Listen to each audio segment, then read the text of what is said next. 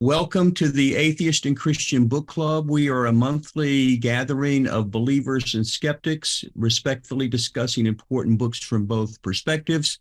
We usually alternate books. We'll do a Christian book one month, an atheist book the next month, and we almost always have the author with us. We can interact with the author.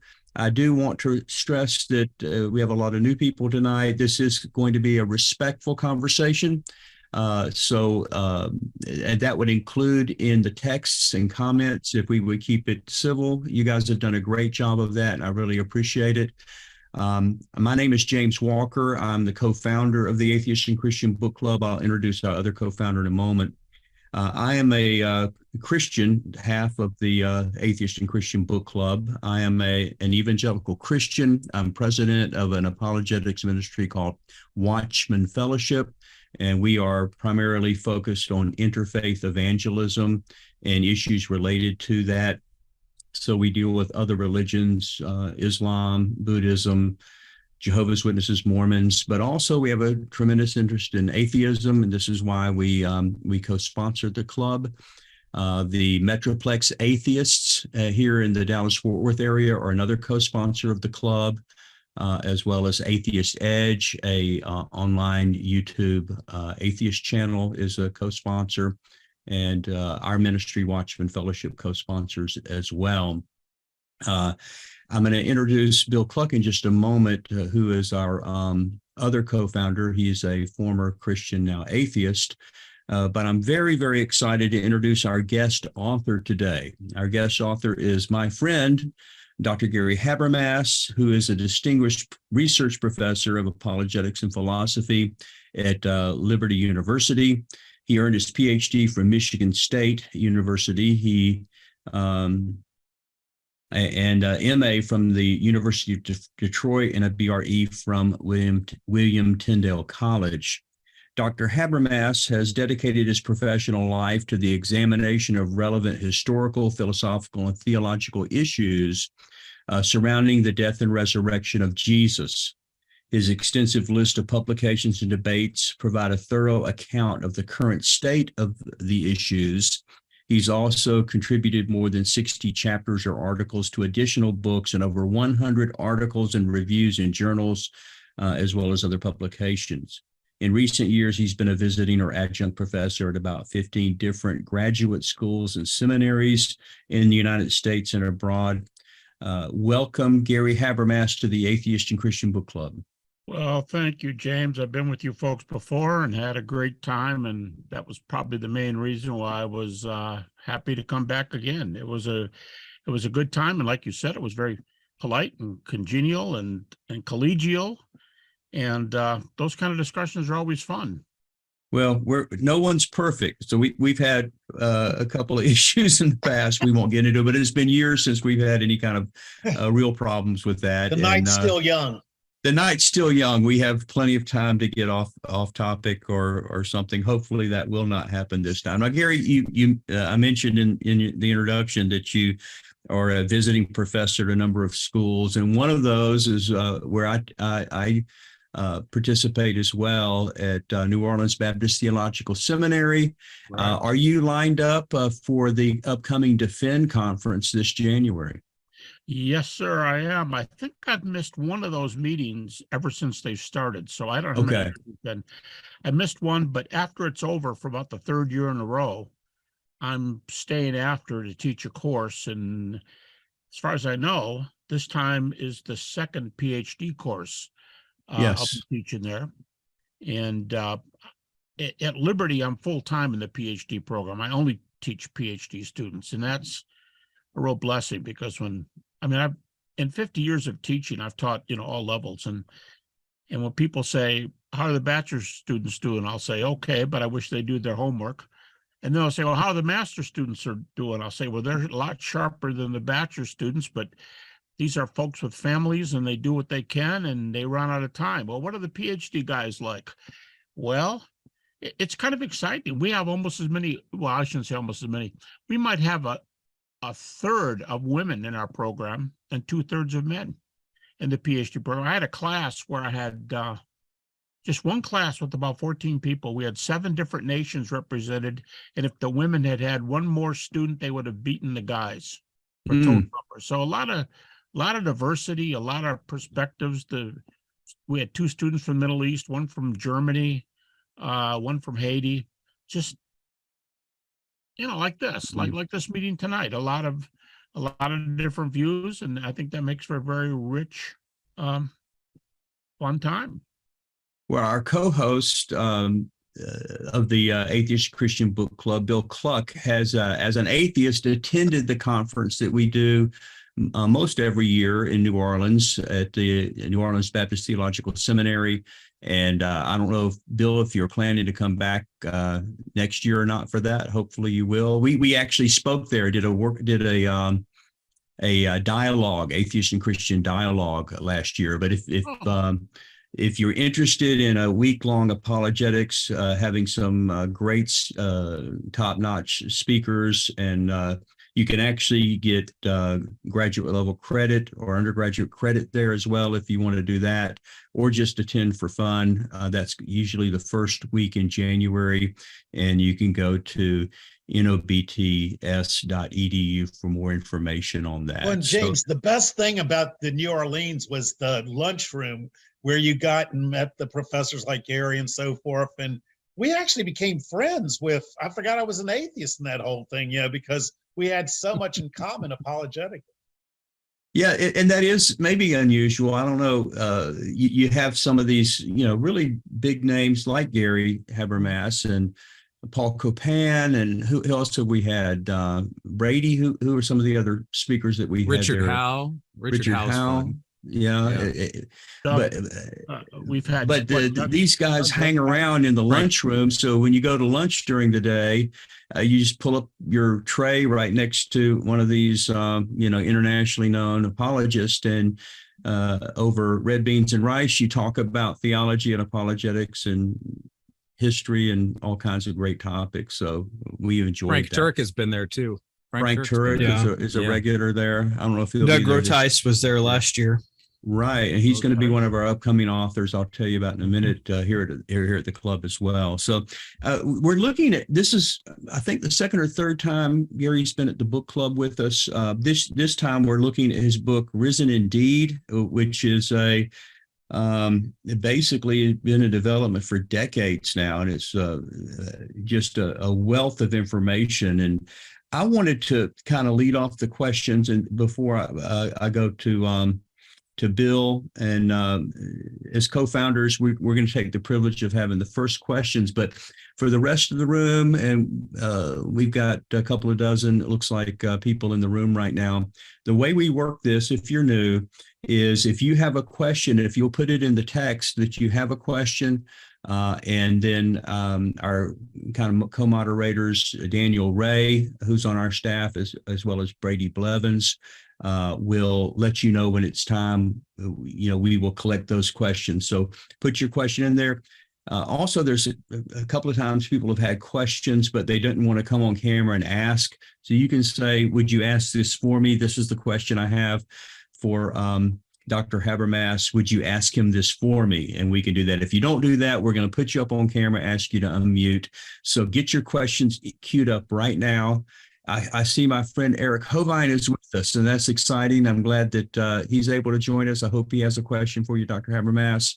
But I want to lead off with the first question, and then before I throw it over to Bill Cluck. So, Gary, in chapter 9, you talk about the development of Wolfhart Pannenberg's contribution to the resurrection studies, and the subsequent, something that you call the theology of hope school of thought.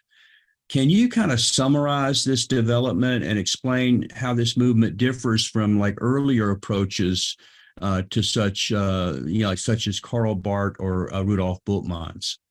Yes, absolutely. Pannenberg was one of 3 people that I had to treat in my PhD dissertation.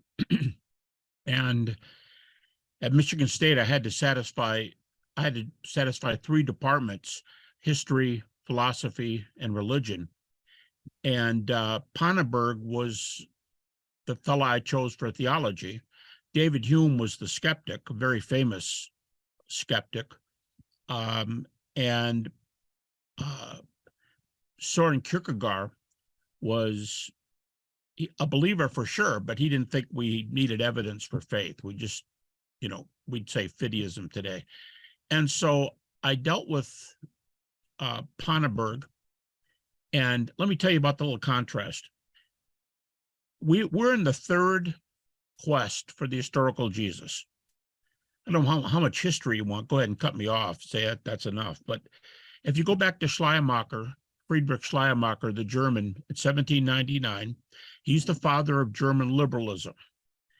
And they ruled the theological roost for well over 100 years, from 1799 to World War I. In World War II, we entered a period of time called the No Quest period. And there was a reaction against history, and people would say, well, yeah, there's reasons for faith, but why do we have to have reasons? And two very opposite theologians, Rudolf Bultmann and Karl Barth, were on different sides of the spectrum. Karl Barth, easily a Christian. Rudolf Bultmann, I would say Rudolf Bultmann is to the left of Bart Ehrman. So anybody who knows who, that wasn't a derogatory comment. I'm just saying he would never grant many historical facts that Ehrman grants. And of course, Ehrman's an atheist, New Testament scholar. He says by his own testimony, he's an agnostic on some things and atheist on some things. But Bultmann didn't like history coming to the aid of faith. And so at the end of his time, the second quest came. That was very brief. And the third quest for the historical Jesus started about 1975. Pannenberg introduced Christology that hadn't been seen for decades. They said his was the first move to come on the scene in 30 or 40 years because it dared to offer historical evidence for belief. And this was in the early 60s. There was a group of PhD students in Germany, and they were getting their PhDs, and they were, well, people called them the Pannenberg Circle, but Pannenberg didn't like the name because it gave him too much notice. But his theology of hope is hard to explain briefly, but the view was there is a future, and Jesus' resurrection evidences Christianity. He wrote a book called The Kingdom of God. The kingdom of God is here. It's coming in the future. God's going to reveal himself all through the resurrection of Jesus. The resurrection shows that what Jesus said was true. He argues a lot like, in some areas, what some evangelicals argue like today, but he wasn't an evangelical by a long shot. But he was a challenge to the critics. And then we got into the third quest, and most of you know Tom Wright and the big name guys there. And so the quest goes on. And right now, history still rules in religion, whether you're an atheist, an agnostic, or a theist, conservative or liberal, in any of those fields. Pretty much people today, history is end. And the question is, what constitutes history? And I guess that's why we're here tonight, because we want to talk a little bit about history. And yeah, to put that in context for a second, about just for the atheists that are joining us, maybe they didn't get a chance to read the book, especially, but Christians as well, for that matter. This is being grounded. You're going through in your book, and you're surveying where scholarship is on this subject of the resurrection of Jesus Christ, and its assumption, well, that's only fundamentalist believers, evangelicals that are in that study. But what you're documenting in your book is, no, it's a wide range of New Testament scholars who are atheist, agnostic, who are very liberal. They interpret it as Jesus rose again, but only in the minds and hearts of his disciples. And then you have people like this theology of hope as well. So you're surveying this. And the issue you're trying to come to a conclusion on is, where are we on this being an actual historical event? And the developments have actually been moving more towards that, is what you seem to be presenting in your book, that scholarship is agreeing on some things. So what are some of the things that they are agreeing on? The importance of the resurrection. What else? Well, yeah, I was doing my master's degree also at a critical school. And I was sitting there one night and I was wondering how to answer this particular critical view. And my assignment was due, and I was thinking what I should say. And I thought, what will liberal scholars grant me on this subject? What will they say is a good example of a fact or facts? Excuse me 1 second, I have a cough. Boy, one of those tickles that don't go away. So I was sitting there and I made a list of arguments against this one critical response. And I was writing notes and I wrote, critics will agree to these facts. If all I had were these facts and not the New Testament, I could defeat this position that they are raising. But it's their facts that I'm using. So how would they respond if I were using their data to refute their thesis? So at the end of that book, by the way, you're talking about is my doctoral dissertation from way back in 1975, medieval. And the company said, yeah, we'll bring it out because you're bringing this big thing out on the resurrection pretty soon. And maybe this book will help people see where you were back then. But at the end of that book, at the end of the dissertation, I explain this view that I will use a few facts that everybody allows. Bart Ehrman would not hesitate to allow them. And I've used different numbers over the years, anywhere from 3 to 7. And when I say a fact, it's not just that fact, it's the data that allow that fact. If someone's going to accept facts, they accept facts for reasons. And these are the reasons that they allow. And so I've kind of, my entire teaching career is spent telling critics, if you're a scholar in this field, if your field is New Testament or theology or classics or history or philosophy, and you work with this area, you are most likely 90-some% of the time going to grant these facts for me. And I'll tell you what they are quickly here. And then I'll use that and I'll say, what does that do to some of your reasons for disbelieving the resurrection? Why am I not allowed to use your reasons against your theories? And the 6 that I use right now, I use 6 plus 1, and I'll explain that. I have a list of about 12 facts. I cut the facts down to 6, and those 6 would be these. Jesus died due to crucifixion. Number 2, a short time later, his earliest disciples had experiences. Everybody across the board, even Rudolf Bultmann, concedes that they had experiences. But they had experiences that they thought were appearances of the risen Jesus. 3, their lives were transformed. History's a record of what happened to the Christian church movement. Their lives are transformed to the point of being willing to die. A number of them died as martyrs, but you're not going to be able to prove even the majority of them died as martyrs. But interestingly enough, the ones that are the keys, the 4 biggest names we can talk about later, we do have first century data for both of them. I'm sorry, all 4 of them. And so their lives were changed. 4, this material was produced very, very early. And this might be the one you might want to zero in on tonight, because this is the most revolutionary part of the discussion right now.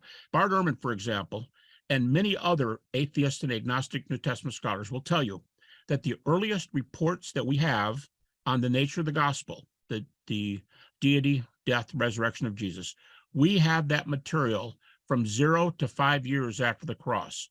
Much of it comes from 0 to 1 year after 0, 1 or 0 2 years after the cross.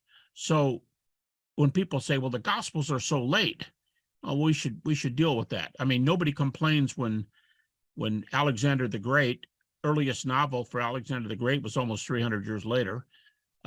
Nobody complains when a religious figure like Buddha, you can read Buddhists, and they'll tell you, our religion remained oral only for 400 years, and we don't have any important writings shorter than less than 600 to 800 years, as one author says.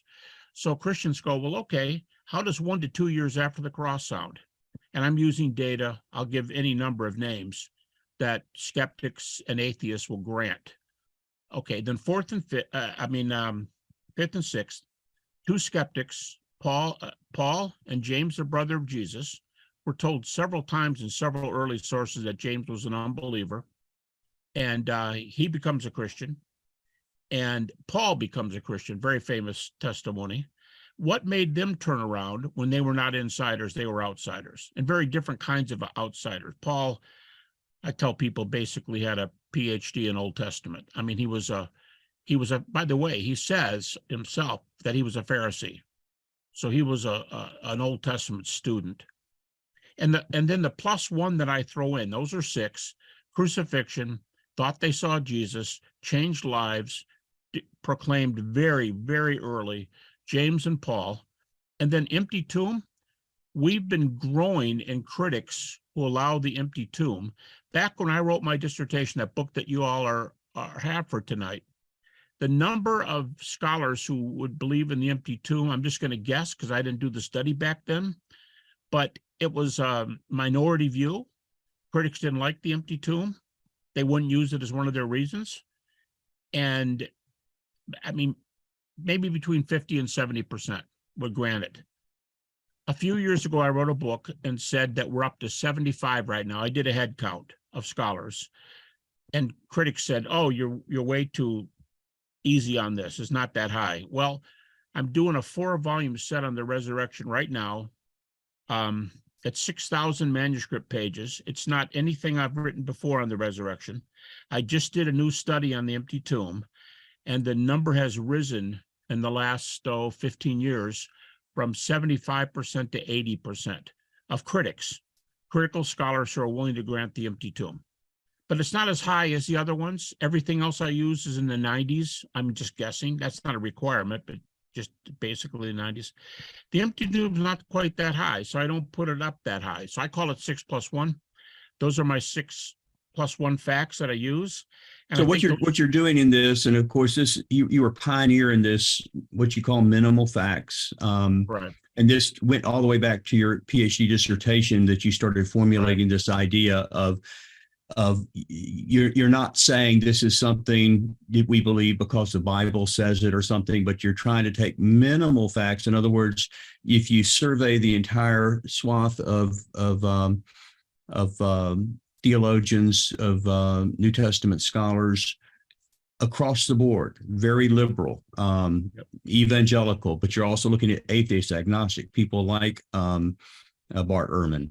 So you're saying that there's a consensus here, even with unbelieving scholars, if you're in that field, that you can agree. For example, you mentioned one of those facts being that the disciples had an experience. In other words, they thought they saw something. Correct. An atheist is not going to say, oh, well, they saw a man come back from the dead. But even the critic is going to say, well, they believe they saw something. Right. So you're just, as a starting point, trying to deal with the minimal facts. And we're going to circle back around and talk about those minimal facts some more, try to bear them out. I also want to come back and ask you, not now, but I want to ask you about the most prominent alternative theory to a physical resurrection. What's the best theory against it?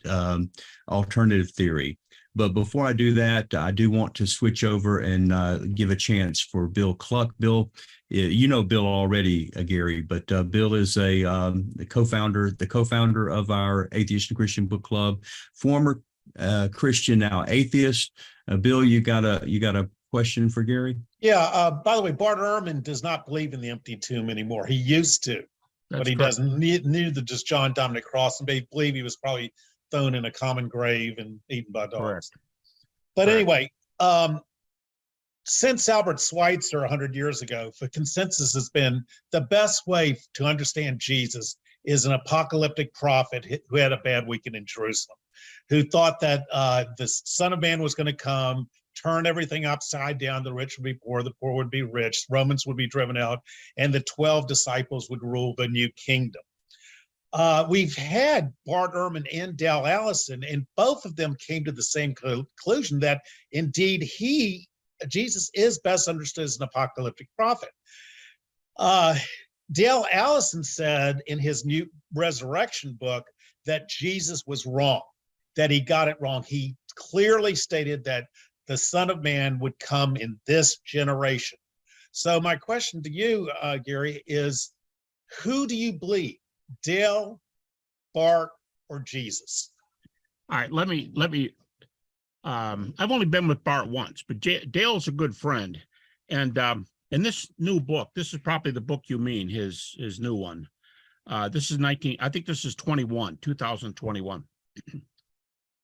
Now, skeptics love Dale because Dale will take a fact all the way through this book. Dale is famous for going after that fact from 10 different directions and then tell you he's not sure which one he believes.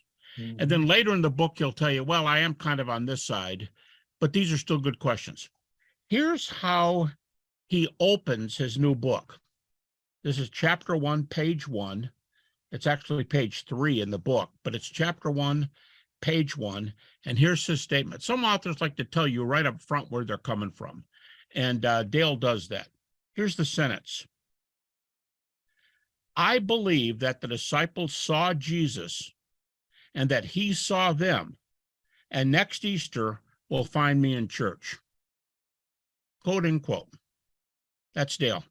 So he and a lot of people, Ben Witherington, who's an evangelical, a lot of people believe this apocalyptic prophet is the best way to, that model is the best way to explain Jesus. But I can tell you that since I was in grad school in 75 and till today, the tables have really turned a lot. And I would say if I had to guess, it is a guess. I haven't done a head count like on the empty tomb. And you're right. Ehrman, Crossan, Borg, Borg's passed away, but they didn't believe in the empty tomb. But 80% of critical scholars do. It's a majority view. I could give you a number of big name critics who do. But and by the way, the empty tomb doesn't prove anything, right? I mean, the tomb, the body could be gone, but we don't know where the body is. So right. that prove, could be grave robbers, as Dale says. Yeah, right? you don't say, oh wow, resurrection. Right.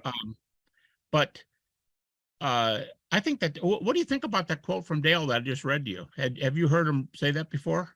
Hey, we have a love affair with Dale Allison, the atheist. Paulogia just fawns all over him. So yeah, we love the guy. Paulogia did what? He has a love affair with Dale Allison. Well, here's his first book. He's got 2 major books on the resurrection. And in this book, it's almost as strong as the one I just read to you.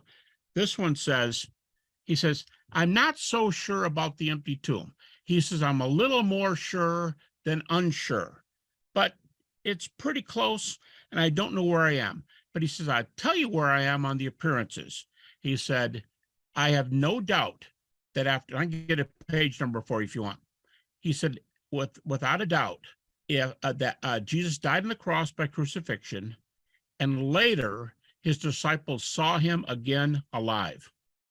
That's the old book.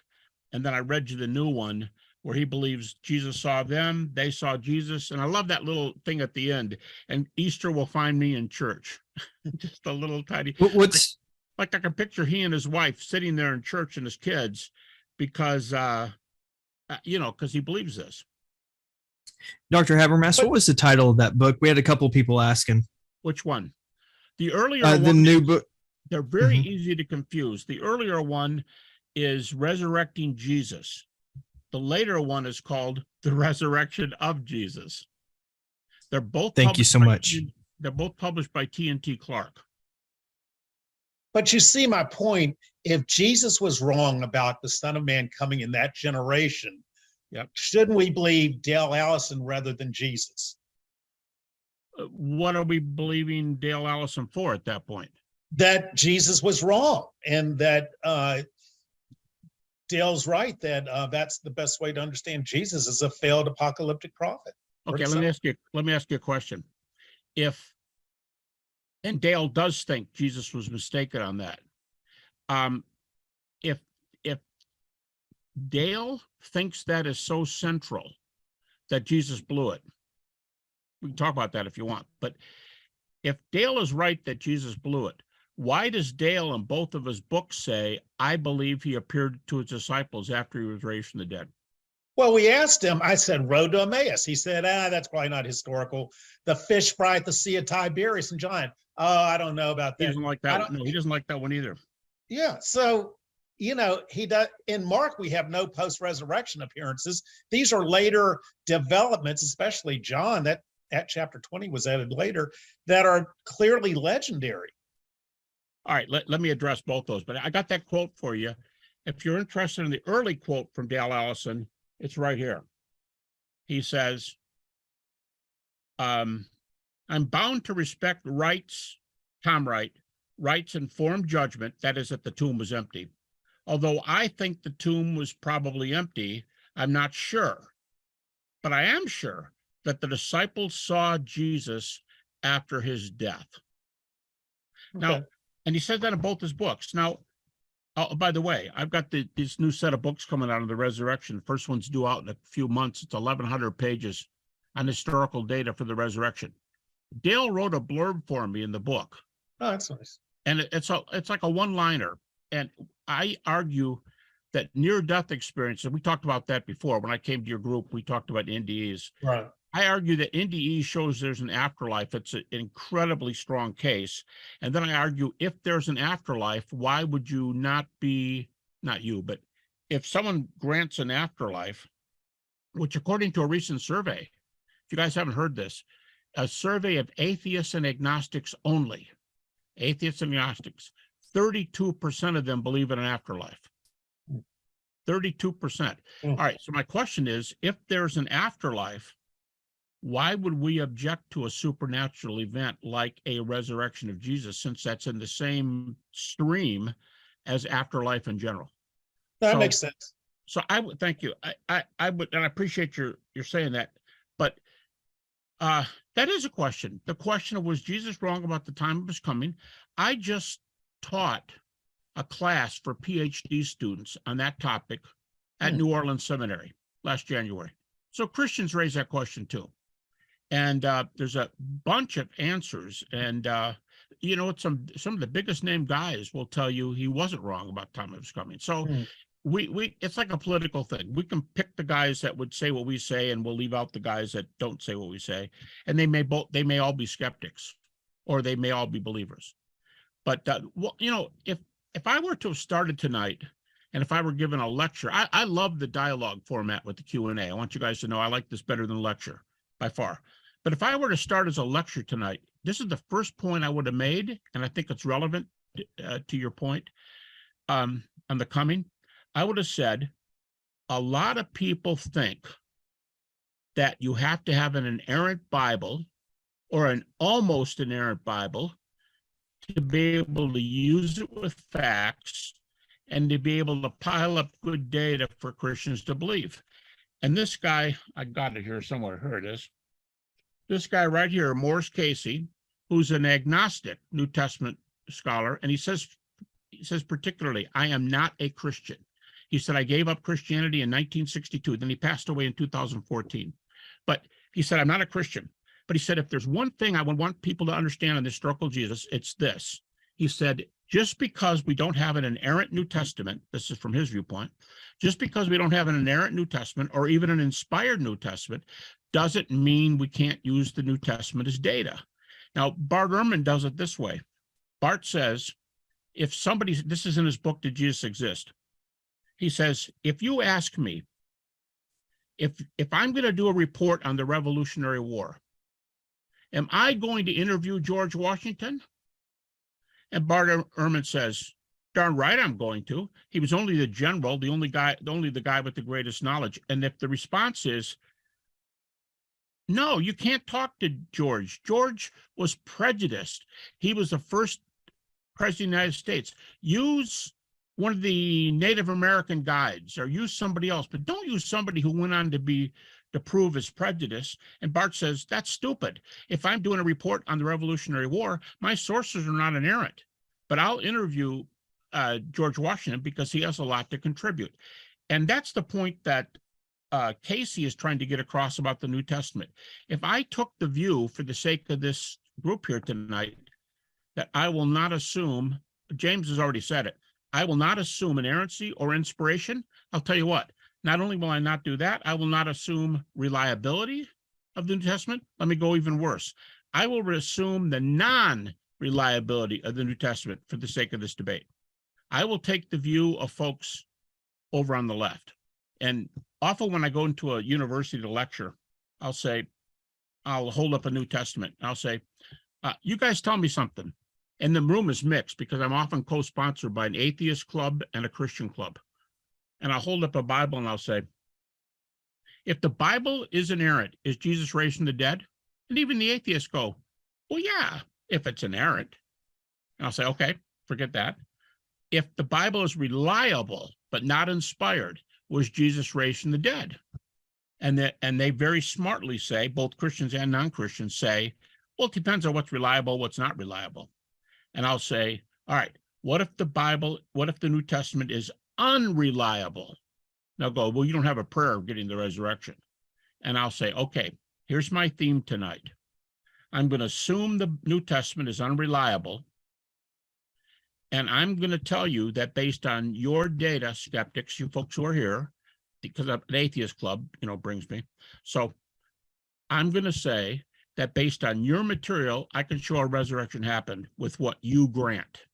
And that's just another way to say that argument outlined earlier. We have enough that everybody agrees to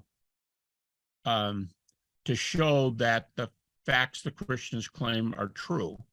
And then to go back to my earlier point, then I'll shut up and let somebody else talk. If we already know there's life after death, and I can get that far by using what atheists agree to on facts, and I can get what looks like a resurrection. And when someone goes, no, because miracles don't happen. Whoa, time out. Is there an afterlife? Well, as one very major atheist said to me in a debate, I don't want to talk about NDEs. I said, why don't you want to talk about NDEs? He said, because I've read some of the things you're going to write, and you're going to use it to get advantage of me. I go, great. But if you're not going to argue with NDEs, if you're going to allow that, you can't say there's no other world because there's an afterlife. And then we go on and talk about resurrection. So I would tie all of that together. I would use the Critics' New Testament, the belief in an afterlife. And by the way, that's what Dale wrote for my book. His first line was Habermas's argument that combines NDEs with New Testament evidence is a very worthwhile argument to consider. That was his blurb. Well, we had David Fitzgerald on last month.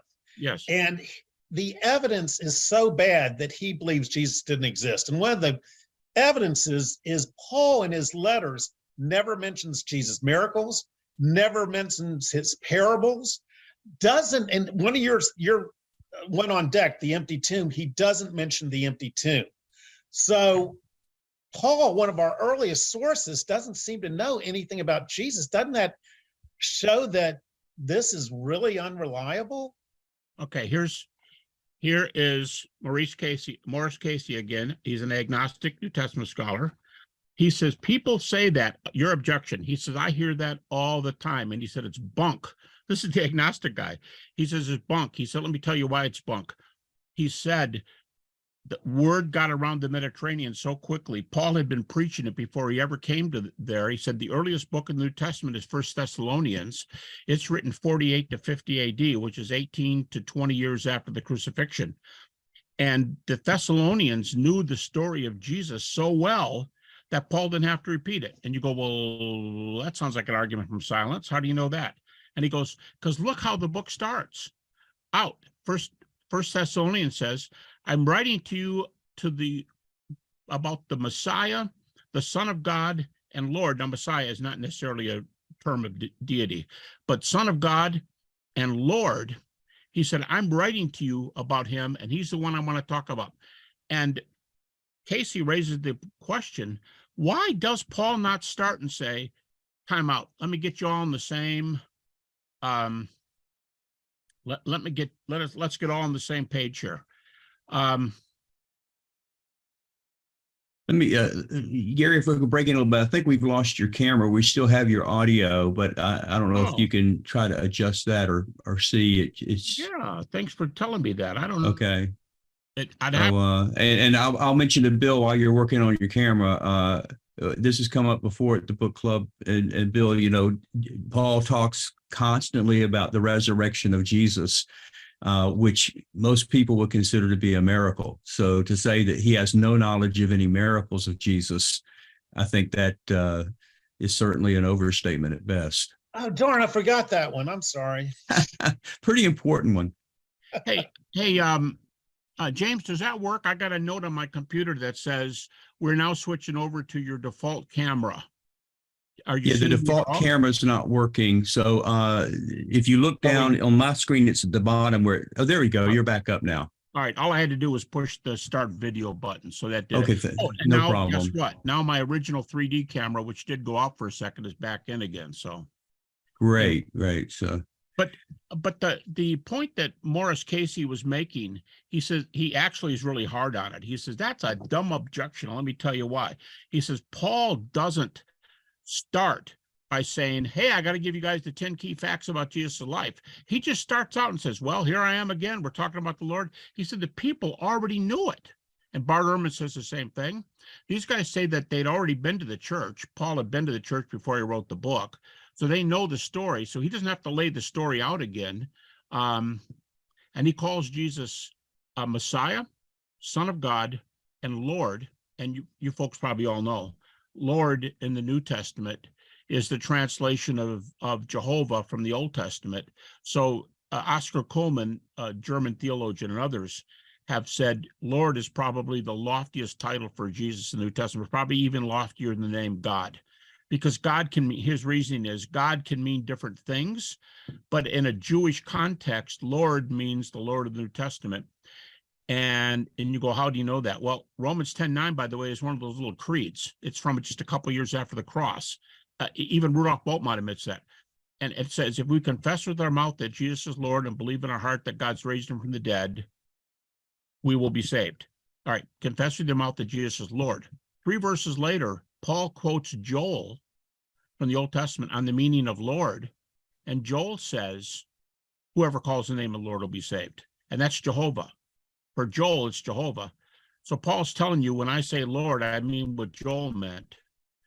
And so there's a really early claim to lordship. And back to the question of, was Jesus wrong about his coming?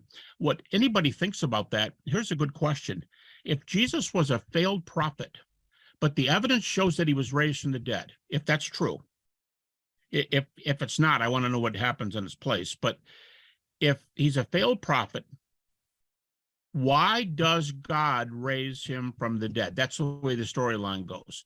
Jesus is a dead man. Dead men don't do much. Jesus doesn't raise himself from the dead. God had to be involved. God has to, it's like creating life. He brought life from non-life to raise Jesus. Why in the history of religion is there no comparable event? I mean, I could pull so many things out here. Here is one of the latest. It's a secular book with Blackwell, which claims to be the most technical research press in the world. And this is a comparison of Buddha, Jesus, and Muhammad. That's the name of it. A comparative study. And this guy decides that the worst evidence that exists is for Buddha. The middle evidence, the middle of the three, is Muhammad, where it's fairly decent as religions go. But the evidence for Jesus is the strongest of all. And that's his conclusion of the book. It's a secular study of religion done by a secular press, Blackwell, that claims to be the leading academic press in the world. Calling yourself the leading academic press in the world is pretty risky when you find out that Blackwell is located in Oxford, England. So they're right down the street from Oxford University, and they're claiming to be the number one.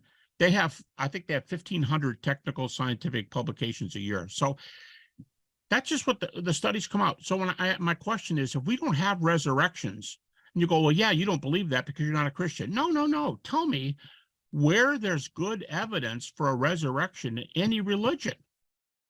And I don't know any. No. Yeah, I mean, that's true.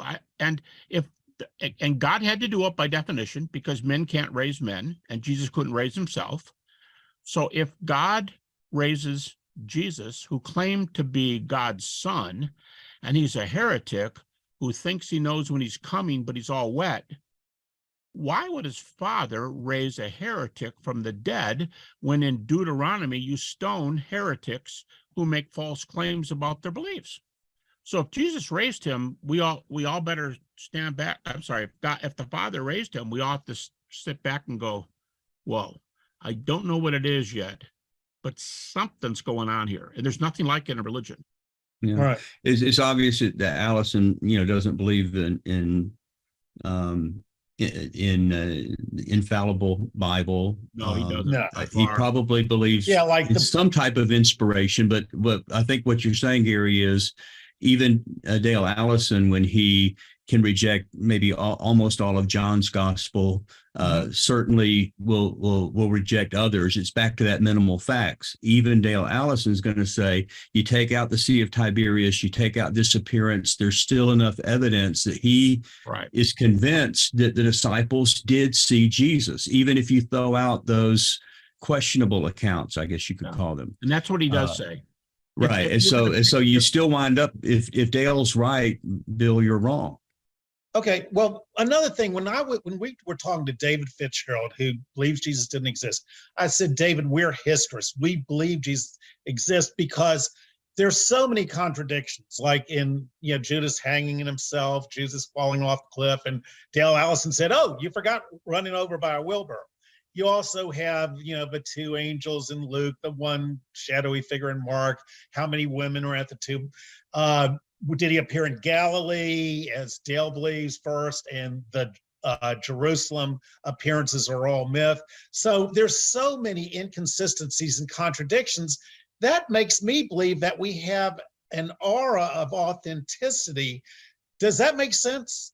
Yeah, it does. What I would say to you, Bill, is go back to the university where I told them, if the Bible is not reliable, was Jesus raised from the dead? And everybody goes, no way. And I said, well, I disagree with you. I'm going to argue on an unreliable New Testament, on Bultmann's New Testament. How's that? On Ehrman's New Testament, on Morris Casey's New Testament, Jesus was raised from the dead. And there's no better person to use that that testimony than a guy like Dale, who the skeptics love him because he's such a critical thinker.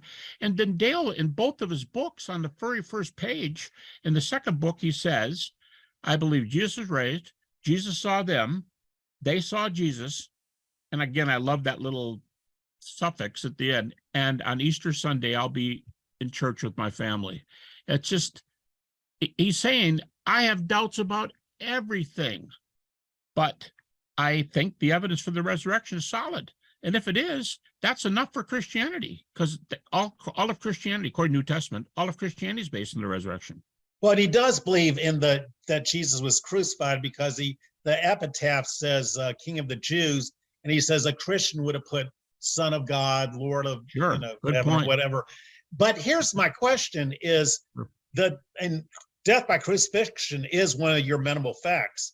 How come 1 billion Muslims, as you well know, believe Jesus did not die on the cross? How come they didn't get the memo?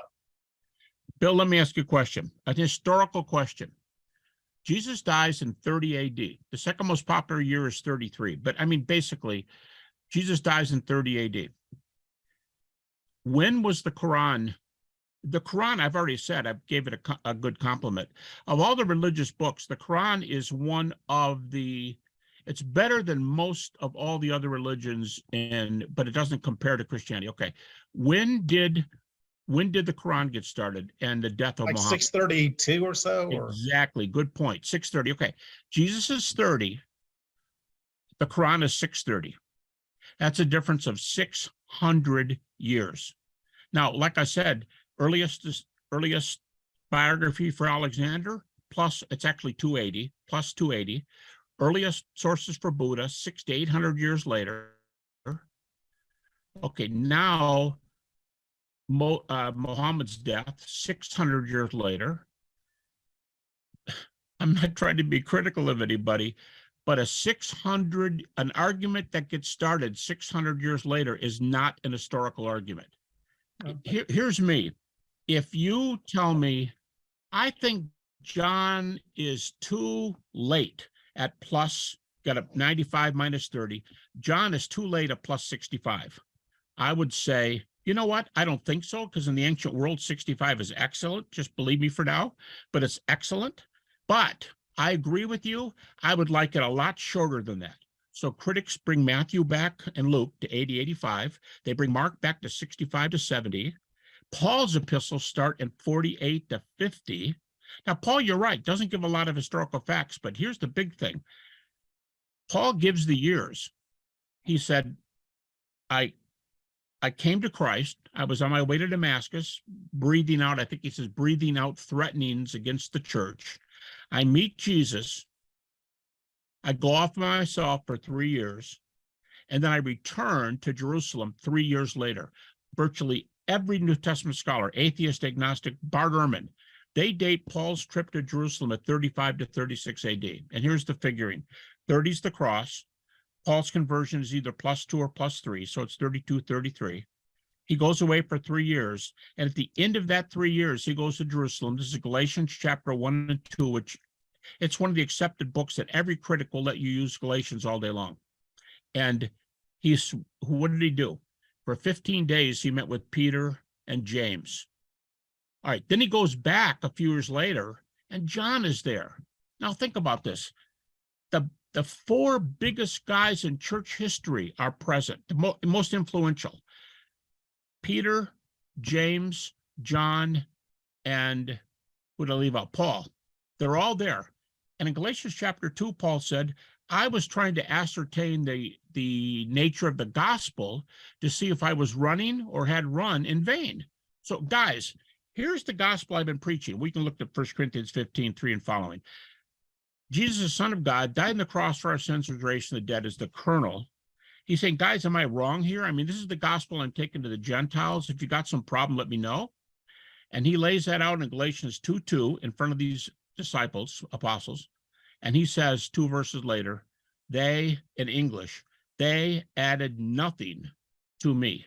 And then in verse 9, they gave Barnabas and me the right hand of fellowship. Now, in my church, at least, we don't ever lay hands on heretics. That's not something we do in our church.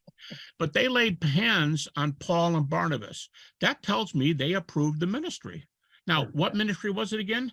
Paul said, I gave him the gospel I preach. He defines it, 1 Corinthians 15:3, deity, death, resurrection. Romans 10:9 is a great verse for it. He gave them the gospel he preaches, and they said, go for it, brother. We'll go to the Jews, you go to the Gentiles, and we're all set. But here's my point. Bart Ehrman, of all people, said one of the 2 strongest arguments for the historicity of Jesus is, number 1, his crucifixion. Bart Ehrman gives 16 independent sources for the crucifixion within 100 years after Jesus' death. 16 sources. I wanted to ask you about that. Yeah, many of them are non-Christian. All right, so he says, Bart says, there's your one, and here's my second strongest one. He goes, what do you do with Paul going to Jerusalem at 35 to 36? Don't tell me, this is Bart, don't tell me John's too late. Tell me why Paul talking to the other big 3 guys isn't early enough for you. No, I agree. Not you. This is not you, Bill. I'm repeating what Bart says. We told that to David. He would have none of it. But you know why? I'm guessing. Does he not allow Christians to use the New Testament? I think he would, yeah. Does he?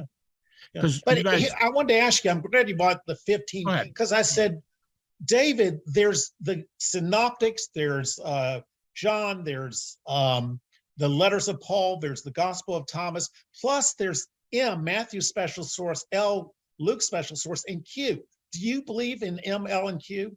And John. John is an independent source too. So, right. So yeah, you got all. What'd he say? So he doesn't believe in Q. Well, By the way, let me break in for just a understand that. second to let you guys know that we've got the last two book clubs up on our website, atheistchristianbookclub.com. And anybody that wants to follow up on last month's club, we did have David Fitzgerald. His book was entitled Jesus, Mything in Action. And we asked him some of these very same questions, Gary, and he gave his defense of that. And he was pretty dismissive of any of the New Testament sources that we would quote. But now you got that Bart Ehrman question where he says, if I'm doing a report of the Civil War, am I going to interview George Washington or not? He goes, you betcha I am. He's going to be my best source. And you're going to go, I'm British. That's prejudice to interview George. George is on your side. And Ehrman would say, yeah, but George is a player. George is one of the main guys here. We've got to get George in our study. And if you guys haven't seen this, Bart Ehrman's book, Did Jesus Exist? Oh, yeah, we did. He has 20 pages in here going off on the mythers. And I mean, he goes off on them. He's a little bit nasty. He says, here's one of his lines. Oh, you already got it? Believe us. Yeah.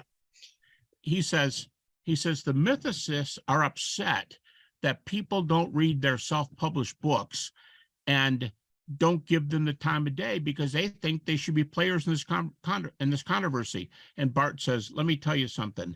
They don't have a foothold in this conversation. They don't even have a toehold in this conversation. He said, not one of them. He said, there's two of them that I know, and you guys know that's Richard Carrier and Bob Price. All have been guest authors at some point in our book club. We've had in person Richard Carrier, and twice we've had Bob Price. Bob's a good friend of mine. He has been. He's been my friend for 35 years, and he'll tell you the same thing. And Bart debated him. Bart debated Price. You guys can get the debate. But what Bart says is, he says, why are none of your people, including your big two, who are, it doesn't make fun of them. He says, Carrier and Bob's got 2 PhDs. He says, these guys are very well trained, but how come they don't teach at any university, college, or seminary in the world? Why don't they? Actually, you and I have talked about this before, James. I forget where you are in this, but here's Bart's comment. He goes, for a university to hire one of those two guys would be like the biology department of a state university hiring a young earther. That's his illustration. But that's how bad he's saying the mythicist argument is. He says nobody believes it. And here's one more good argument. There is a Scandinavian scholar. His name is Mettinger, Mettinger, Tregev Mettinger. He thinks that some of the mystery religions, he says that of all the mystery gods in the ancient world, 3 of them have a little bit similar stories to Jesus, more than most of them. But then he says this. He says, I think 3 have some closeness. He says, number 1, they did not influence the resurrection. And number 2, I am one of only 3 scholars in the world that, to my knowledge, thinks there are any. That favors what Bart said. Mettinger says, I take that view, but I'm one of 3, and every other skeptic rejects my view. Yeah, I think we showed a video of Bart Ehrman receiving the Freedom from Religion Foundation Man of the Year Award, the Emperor Has No Clothes Award. Okay. And a question as he's taking the award, this video is amazing. He's somebody asked him about there's no history for Jesus or something. And he just takes off on him and says, bottom line, he says, when he has talked with the brother of Jesus and his closest disciples, and he's the eyewitness to the brother and the closest disciple, how can that happen if Jesus doesn't even exist? And then he basically says that this is an embarrassment for atheists and agnostics, this idea of Jesus mythicism. And I will say that our group, the atheists that are part of our book club, are divided on that whole issue of mythicism, and probably most of them, more than not, are going to be believe that Jesus was historical, that he wasn't God and he didn't do miracles, but there was a historical Jesus. So I don't want to put words in their mouth, but I that's my feeling on the atheists. And in fact, in the notes, those of you guys who are atheists, if you could do a little quick poll and just put, I'm an atheist and I believe Jesus didn't exist, or I'm an atheist and I believe Jesus did exist. That might help us get a poll of where you guys are. So I did want to before we get any further, to take, we've already almost halfway through our club for tonight, but Brady, did we have a couple of questions from our club members? Yes, we do. We have a couple. We'll start. I'm just in order that I got them. Mike Cahill. Mike, if you would go ahead and unmute and ask your question. Hi, thanks a lot. First of all, I'm glad to know how to pronounce Habermas, because I didn't know before. English spelling is so weird. Anyway, and also I've been enjoying this talk a whole lot more than, dare I say, the book itself. Just because it's been lively and everything like that. I noticed when I was reading the book that this is in the form of a dissertation. It was your dissertation, and that's really great. I could say, okay, he's doing a literature survey. This is how dissertations start out, and that actually was the bulk of it. But I was really surprised, almost shocked to see that it came from Michigan State University, secular university, and here's this fairly Christian-oriented dissertation. Been just wondering how in the world you got that accepted at a secular university. And do you think that it would even be possible today to have that accepted at Michigan State, or I think it would similar? be. Yeah, you got to know where to go, and it might help to get an in with somebody that you know, somebody from the opposite view, and he's a friend of yours and he teaches in a department, just to get you in. But here's what they told me. Today, committees are usually 3 people. Then I had a 6-person committee, and 3 of the guys on my committee believed in the resurrection, and 3 of them did not. Wow. So they were evenly represented across discipline. And the most complimentary guy of my dissertation was a Jewish professor of history.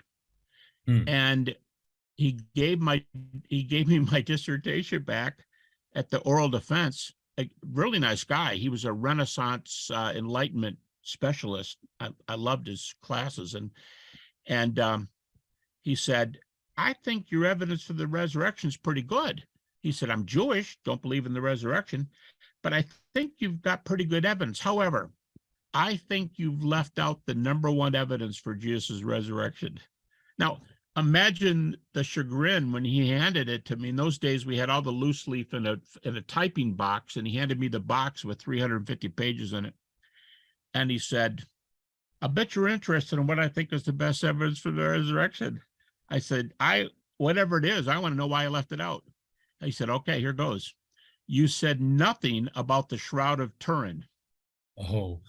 That was in 1975. Now, since then, I've written 2 books on the Shroud, co-authored, and my co-author is one of the scientists who did the 1978 investigation, Ken Stevenson. And I've been involved with they call themselves the Shroud crowd. I've been involved with those guys for years. I think the historical argument is much stronger for the resurrection than the Shroud is, but the Shroud should not be taken lightly. It is a decent argument. But when I started that program, one of the other guys who did not believe in the resurrection, here's what he said to me. I said that to him. I said, "I'm surprised that you're letting this topic go." And here's what he said. He goes, "Gary, at Michigan State, we're liberal, but we're good liberal." He said, "Let me tell you the difference between good liberal and bad liberal. Bad liberal prejudges things and won't let things go no matter what the evidence is. They won't give it a chance to start." He said, "If you have a decent argument, we will grant you the PhD even if we disagree. If we think you put a good argument together, the degree is yours." So basically what he says, what I'm saying is, we're going to be fair with you. We can disbelieve, but we're going to be fair with you. And I think that's the reason. They were very, very fair. And they just read the stuff, and in the oral defense, they were saying, "Well, who's going to start us?" No replies. "Okay, does anybody have a question?" No replies. come on, guys, we're here for a reason. Somebody give her, and all right, when it started, I could have been better prepared for the oral defense because they made up naturalistic theories. And they said, why couldn't it be hallucination? And when I gave like 5 responses, I've got an article published where I give 19 responses to it. The guy goes, okay, all right, next. And someone else goes, well, why couldn't this have happened? And I give an answer and they go, I'm done. Who else? And it went on for 2 hours, but for most of the time, they made up these theories. And at the end of the time, they realized that's one of the main problems. There's not much out there. And today, I can tell you guys a trend. Today, the sharpest critics have backed off picking naturalistic theories. They generally don't pick them anymore. And Bart Ehrman tells you why. He says, when I was an evangelical, we used to beg the people we witnessed to give us a naturalistic theory because you can shoot them all down. And he said, so when they would give a theory, we would lick our chops and dive in with the refutations. And he said, a lot of non-Christians aren't prepared for that. They're not used to these guys coming back with comebacks. And then he said in one of his last books, he said, I won't pick a naturalistic theory anymore. He said, even the worst theory, the disciple stole the body.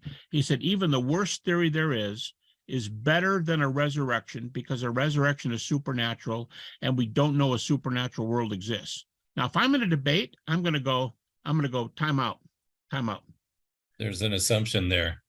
Yeah, if I say, well, first of all, I'm not a specialist in God's existence, but a lot of the guys in our group, in our large group of apologetics, they would defend a moral argument or Kalam cosmological argument. My favorite is intelligent design. I would use those and say, well, if God exists, you can't use that objection anymore. But here's the one I use, and I've already given it. If near-death experiences are true, I published an article. Anybody who's interested, I'll send you a copy of this article. I note there are hundreds of evidence near-death experiences. And for anybody who thinks they're very uncommon, in a recent medical book on the subject, a medical book, they've estimated that 20 million people alive in the world today have had near-death experiences. And here's the funny thing. When you're up above your body, they claim they are, and they say to the doctor, quit beating on me, just leave me alone. I want to go, just let me go. I saw my mother and I saw my father, and I'm ready to go. Quit beating on me. Well, the doctor doesn't ever look up at them and say, excuse me, but I'm trying my best to save your life.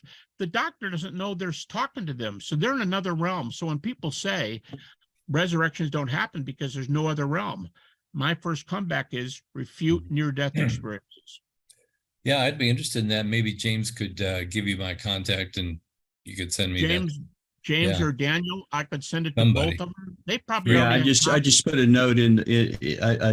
If you will include your email address with NDE by it, we will make sure you get both Gary's article and also the 2 podcasts we did with Gary at Watchman Fellowship on near-death experiences. And it was I thought kind of fascinating. It's a video on that as well. All I'm saying there is, if the path is open to an afterlife, if there is one, there's no more legitimate reason not to study the evidence for the resurrection. I had one more question. This is exploring the middle section where you say, here's another possibility that Jesus' resurrection happened, but we can't prove it. And that seems like the weakest section in the whole thing. And I think you very legitimately go after, like, how in the world, what makes you think that, why would you even choose Christianity if you can't prove it? And by the way, you're arguing and basing your argumentation on reasoning anyway. So why just say that you can only do it on faith if you're using reason itself to argue it here? Folks, I'll tell you why. And if you've never done this before, it's one of the most interesting things you could do when you're a group of people. Ask people in your group one day. Some of you have faith, some of you don't have faith, but those who do or don't, ask them, if you were into these questions, would you need evidence or not need evidence? And when I ask my PhD students, let me give you an example of my own family. My dad was Special Forces in World War II, a hardened soldier who was fighting in Germany when he was 17. My mom was a soft-hearted your house is your castle, and you come to us anytime and tell us anything. I was married to a gal who died of stomach cancer in 1995, and I remarried, and both of my wives, isn't that a strange phrase? Both of my wives would be in the same class as my parents. I lived with my grandparents for a few years, and both of them, man and woman, would be in the same category. Here's what it is. They would say, I don't need any evidence for the resurrection. No?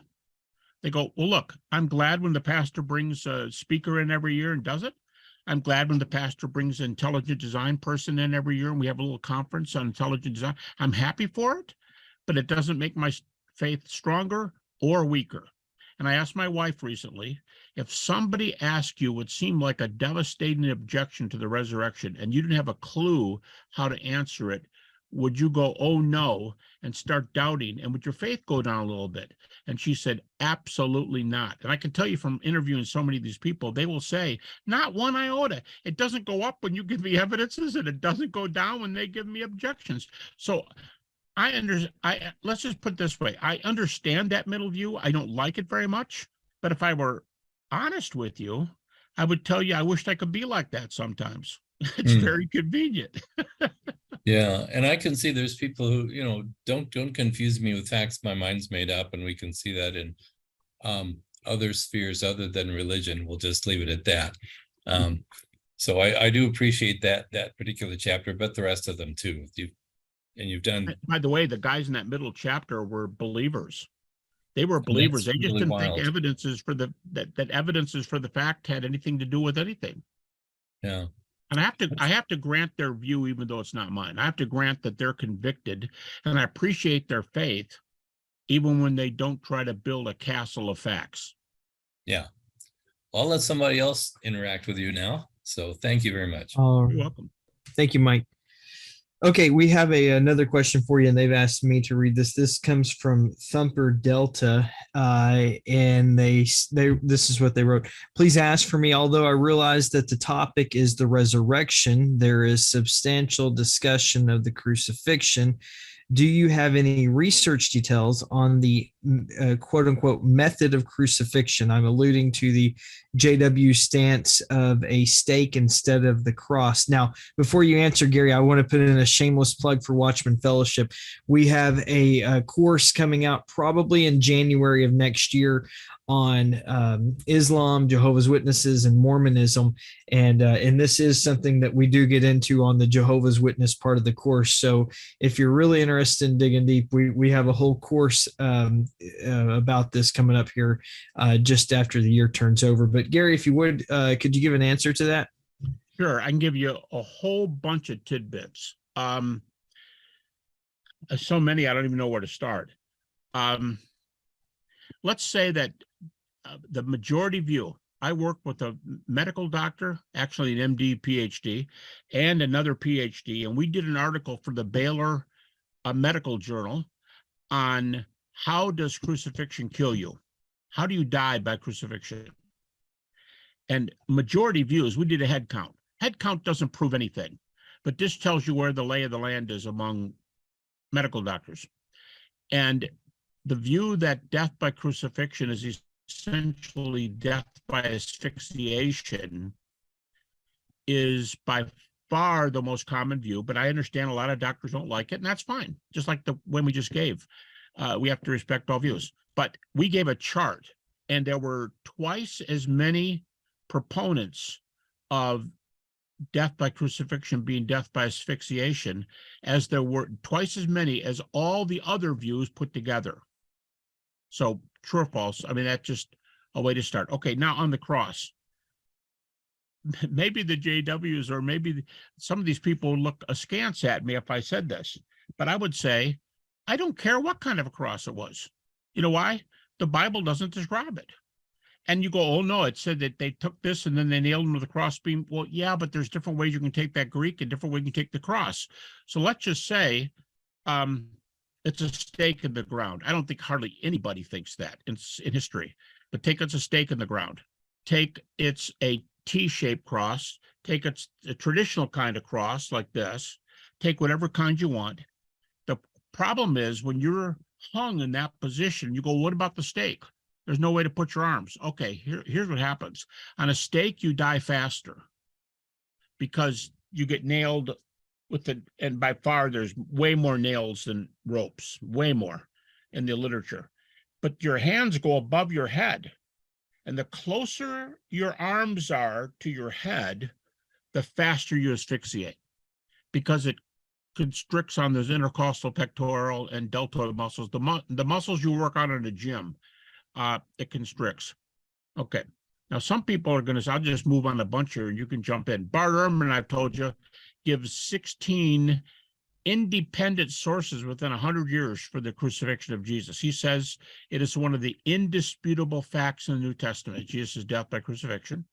Here's another one. Somebody might say, well, where did the centurion go to medical school? Did he get an MD from Johns Hopkins or what? And how would a centurion know if he's dead? Well, let me tell you something we know from history. First of all, soldiers may not pass first century soldiers may not pass an anatomy exam, but they know where to strike to drop you in your tracks faster.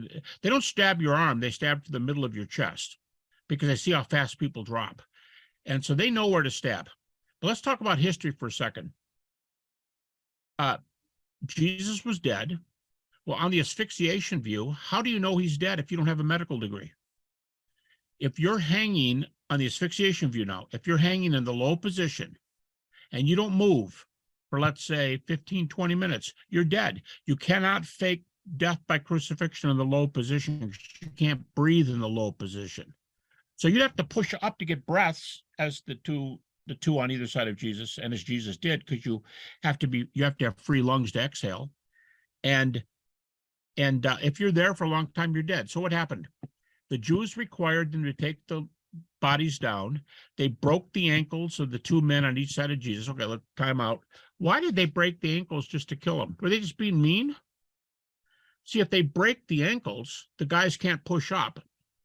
And if they can't push up, they can't breathe. So it's pretty quick. It's pretty quickly. It's pretty over pretty quickly. But here's the big thing. Two good arguments that we ended our medical article with in the Baylor Medical Journal. We have Roman sources that say it was typical to strike a blow to the dead body after it was dead. When a family member comes up and says, give us our son back, please, we're going to bury him. It says in one Roman source, an ancient Roman source says, the centurion may give the body to the family, the dead body, when they take the body down and strike a final blow when the body's on the ground. The Latin word for strike is a military term, and it's a term where it's used in context. It refers to axes, spears, or a sword. So they took the person down, and the person either speared the body, put an axe in the middle of the body, or stabbed all the way through the body. Now, the person's already dead. But the source says, when the centurion saw that the man was dead, he told the family they may have it. I've already told you another thing. Nails are way more common than ropes for the process. The two biggest things I would use for crucifixion are the one I just gave you, that the spear wound is historical. Because they came to Jesus, and basically the centurion, he could have said, yep, he's dead. No, but the centurion thought, not on my watch. And he stabbing the body while he was on the cross is like taking the body down and stabbing him again and giving him to Mary and John, giving the body. Secondly is what's called the David Strauss critique. This was developed by a very famous skeptic in 1864. And Strauss was so liberal that in liberal Germany, he taught at the most liberal university in liberal Germany. He got kicked out of the university for this argument because it offended the liberals. That's all. And when David Strauss died, he died a disillusioned man who gave up his belief in God and an afterlife. Very sad individual. But David Strauss says this in his Life of Jesus, and it's a famous critique of the swoon theory. He says, if Jesus, the one who claimed to be the Son of God, the conqueror of the world, going to sit on God's right hand, if that person is taken down from the cross and he's not dead and he comes to, David Strauss says the problem isn't what shape he's in on the cross or if he died. The problem is what's going to happen when he gets to the place where the disciples are. And he's going to knock on the door. He can't stand up. He's worked his wounds back open. You could track, you hunters, you could track the trail back of blood back to the tomb faster than you can track a deer in the woods, for crying out loud. In an open street, it's easier to track the blood. And Jesus walks in and he says, I told you I would rise from the dead. And he faints, or he sits down, or whatever. And the point is, a swooning Jesus wouldn't convince anybody that he was dead. But the fact that the disciples thought Jesus was raised from the dead is unanimously held by every good, well, I say good, I mean somebody who's in the field, a trained New Testament scholar. Everybody says the disciples truly believed him to be dead.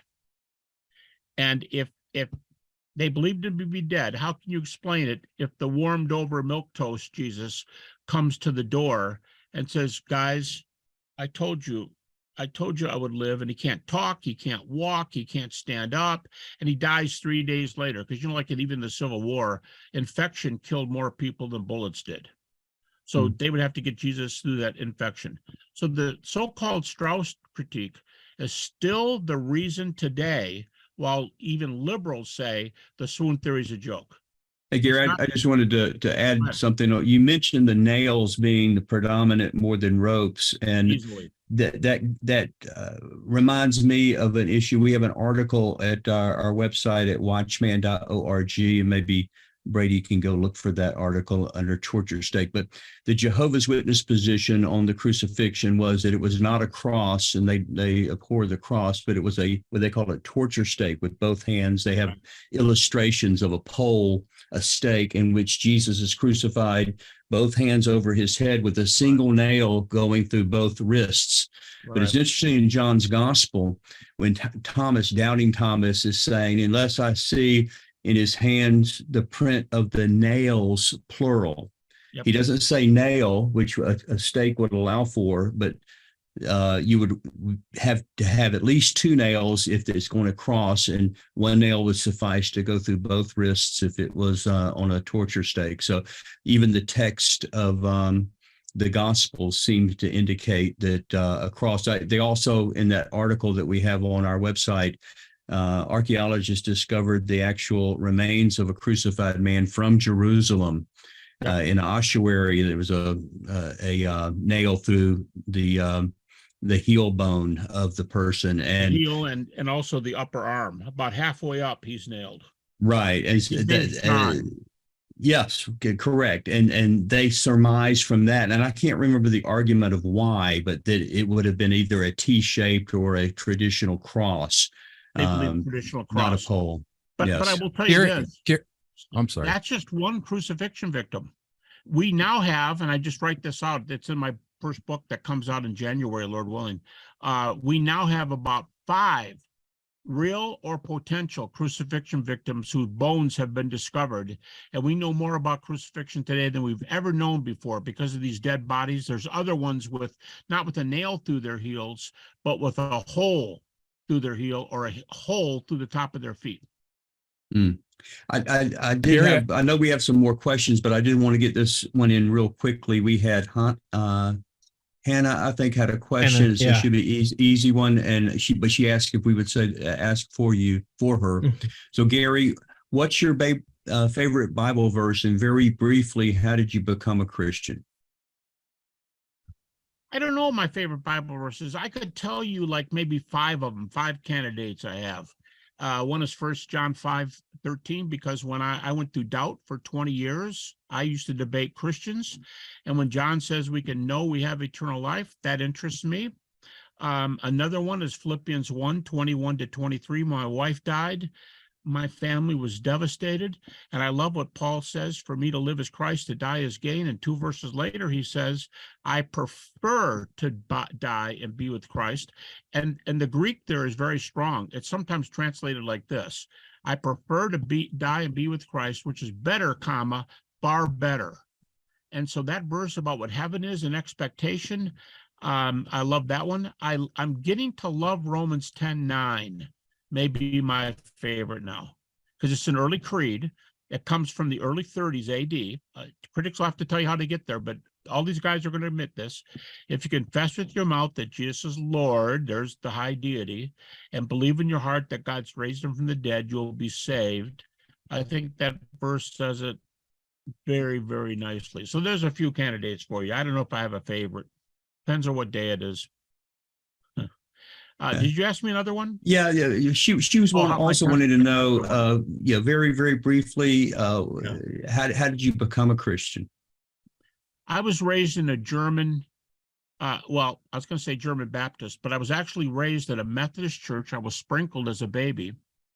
My parents moved out to the suburb, and there were no Methodist churches out there, but there was a German Baptist church right down the street. So we started going, and we fell in love with the Baptists. We didn't even know who they were. We're not a super religious family at that time.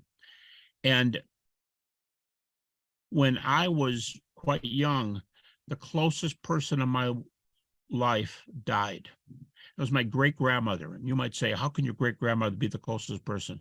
I'll shortchange my testimony and just say, just believe me, she was. And she died when I was 8. A few years later, I started doubting my faith. All right. Way later, my wife died in 1995 of stomach cancer. So I tell people my doubt is framed by 2 deaths. The 2 deaths of the most important people in my life: my great-grandmother, and later the wife and mother of my 4 children. God brought me through that doubt. It was agonizing for 20 years. And again, I used to debate Christians. I was very skeptical of a lot of things. Hey, get this, folks. For some of you skeptics who are there, who are thinking about this, after I earned my PhD, this is not something that happened when I was 12 years old, okay? After my PhD, I almost became a Buddhist. And the Lord rescued me. But the point is, and not the typical read the, Sanskrit or something, or Hindu, but it was a new trend among Buddhist studies, and I had to study it and go away from it. So I was serious. It was after my PhD. So to the Lord's credit, it was the resurrection that got me through my doubt, unquestionably. And it's not just that Jesus was raised and that there's an afterlife, but since God is required to raise Jesus, how can you explain it any other way than that he approved of Jesus? If he didn't approve of Jesus, if Jesus was a false prophet, what is he doing raising a heretic? That's not how we do things in Christianity. And that's not how Paul did things. So why did he raise Jesus? I got a feeling we can't explain every last thing, but I got a feeling Jesus was raised, Jesus is right, we're wrong, and God proved it was right by raising him from the dead. So that little argument, he was raised, and God proved his teaching was right by raising him, I could not get around that argument.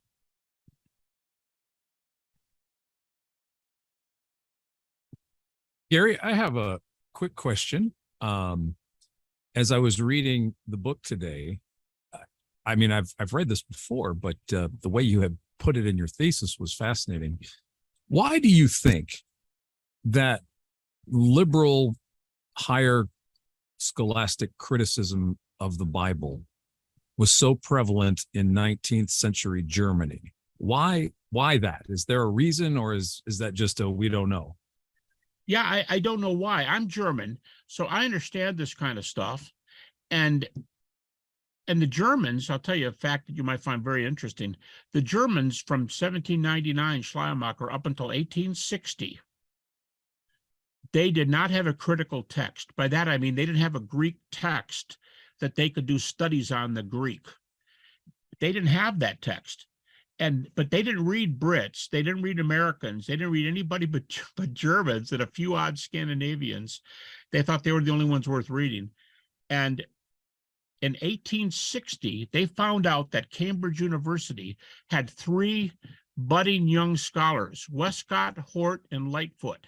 And these guys had made a critical Greek text. It's the same Westcott and Hort who said in 1905, we have a 95% pure New Testament text way back in 05.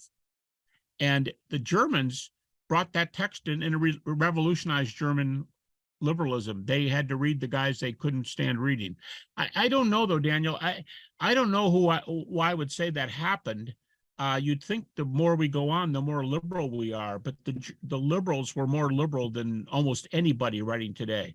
The guys doing the third quest today, even the critics, are almost like well, I'll put it this way, they grant a lot more. Bart Ehrman, for all people who don't understand him, don't like about him, Bart grants a lot of historical facts in the New Testament. And I think that's the state today. People are realizing the evidence is just that good.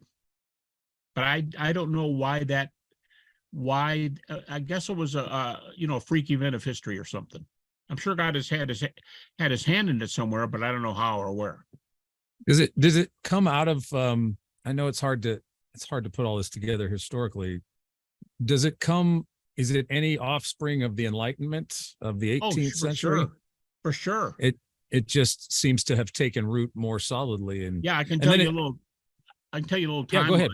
When the Enlightenment was coming in, Descartes, if how much of a philosopher you guys are, when Descartes, Spinoza, and Leibniz were doing German rationalism, it was called, when they were doing that, and then in England it was called English deism, and they had a bunch of reprobates, just weirdos, because these guys were not scholars, they were not trained, but they went around and said the disciples stole the body, and every silly thing you could think of. They could have thought of a lot better theories, but disciples stole the body, but they weren't good scholars. They were like journalists, and everybody kept slamming them with things. But that was going on in England. Rationalism was going on in Germany, and liberalism was born out of those two movements.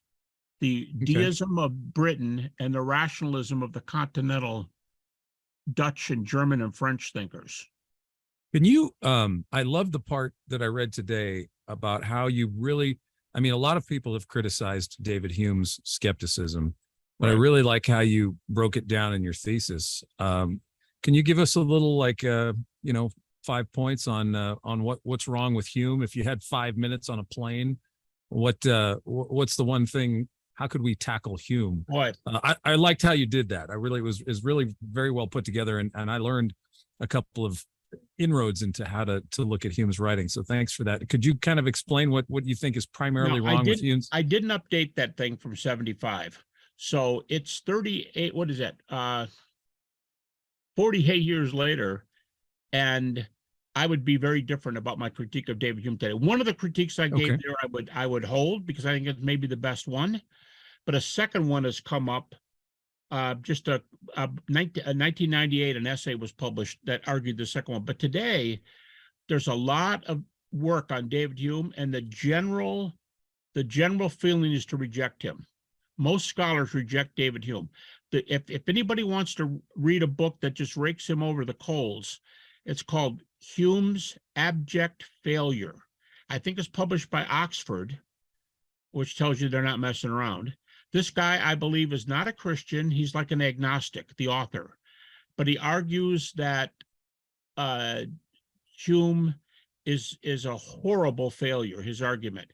And you guys know that in his own lifetime, this is hearsay, but in his own lifetime, he told a person who recorded it that he had been beaten in a written debate by a Scottish Christian pastor named Campbell.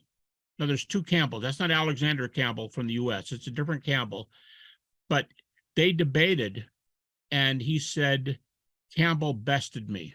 Imagine living in an age where pastors were the sharpest guys around, and they took on the famous skeptic David Hume from Edinburgh, and David Hume said, I lost the debate to him. But here's the two arguments I would give. One is by George Mavrodis, 1998 article in the International Journal for Philosophy and Religion. And he says this. He said, David Hume's essay is very, very poor mathematically. So poor that it's self-refuting. And here's how he explains the article. First time I read it, I thought, this is really creative. But Mavrotis says, so he goes to the pub and he's having a pint with his best buddies. He was a librarian at Edinburgh, and they're having a pint after work, and they're sitting around, and David Hume takes a little, I'm just picturing this, and David's taking a little survey. What do you think about miracles? What do you think about miracles? What do you think about miracles? Do miracles happen? And let's just say all of them said, oh no, miracles are stupid. Miracles don't happen. So David Hume writes in his essay, there is a full proof against all miracles. Miracles do not happen. There's no evidence, but he says it's a full proof, no data for miracles. And George Mavrotis, who was a professor of, until he passed away, a professor of philosophy at University of Michigan, and he goes, time out. Let's think about this little survey. Where did David Hume do his little survey to find out that nobody believed in miracles? He said, I'll give you a couple options. It was his buddies in the pub having the pint after work. Those are the guys he used, okay? All right, second option. It was a survey of one of his classes at Edinburgh. He asked them what they thought. Mavrotis said the problem with these scenarios is they didn't do sophisticated surveys in those days. He didn't have any data on what people believe. How does he know there are no miracles reported in the data? How does he know that? He says either David Hume's sample is too small, the boys in the pub, either the sample is too small, in which case his message is wrong, or, and here's the key, or he starts asking a bigger group, maybe 500 people. But as we all know today, if you ask 500 people, do you believe in miracles? A good number are going to say they believe in miracles, and they have an example in their own family.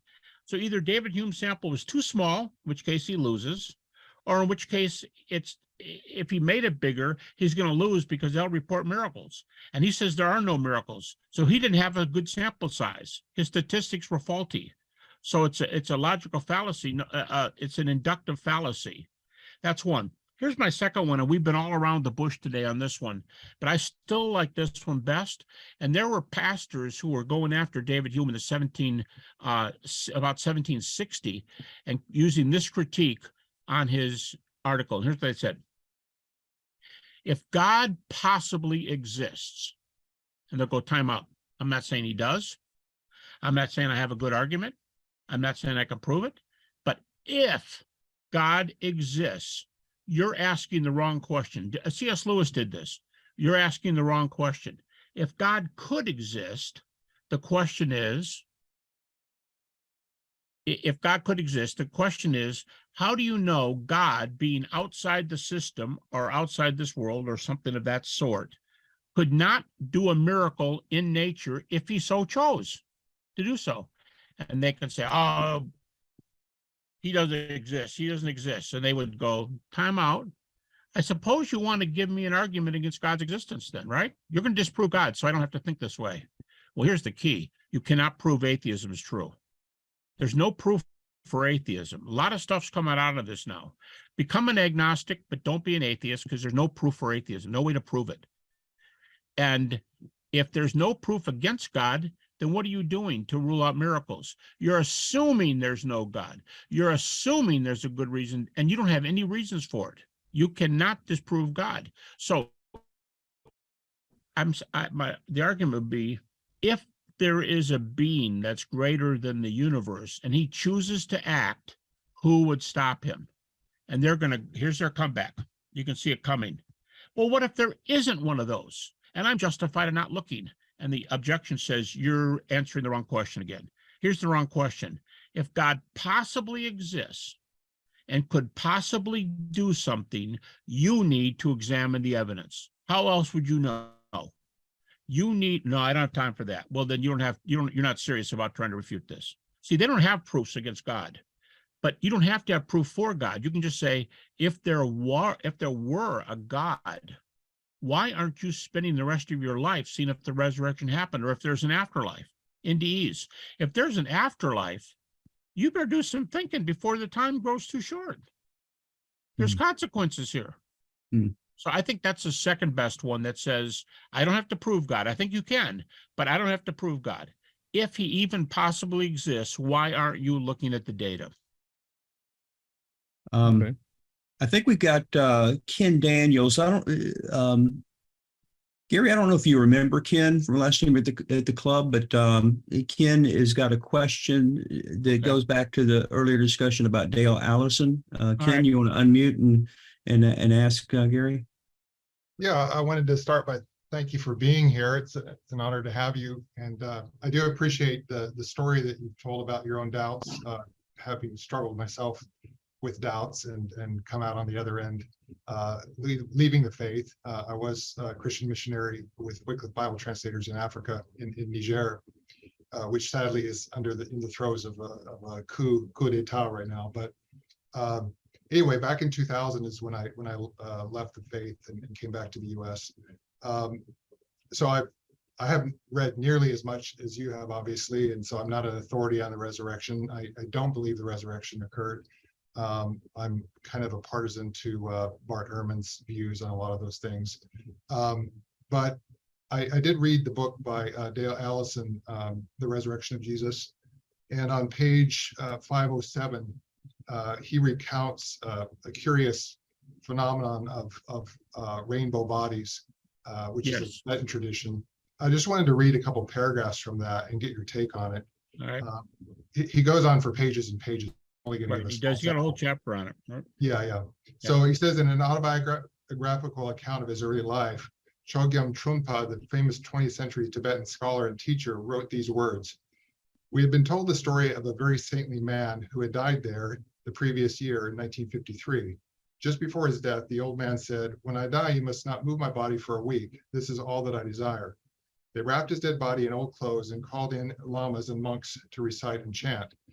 The body was carried into a small room, little bigger than a cupboard, and it was noted that though the old man had been tall, the body appeared to have become smaller. At the same time, a rainbow was seen over the house. On the sixth day, on looking into the room, the family saw that it had grown smaller, still smaller. A funeral service was arranged for the morning of the eighth day, and men came to take the body to the cemetery. When they undid the coverings, there was nothing inside except nails and hair. The villagers were astounded, for it would have been impossible for anyone to have come into the room. The door was always kept locked, and the window of the little resting place was much too small. The family reported the event to the authorities and also went to ask Chedze Rinpoche about the meaning of it. He told them that such a happening had been reported several times in the past, and that the body of the saintly man had been absorbed into the light. They showed me the nails and the hair in the small room where they had kept the body. We had heard of such things happening, but never firsthand, so we went around the village to ask for further information. Everyone had seen the rainbow and knew that the body had disappeared.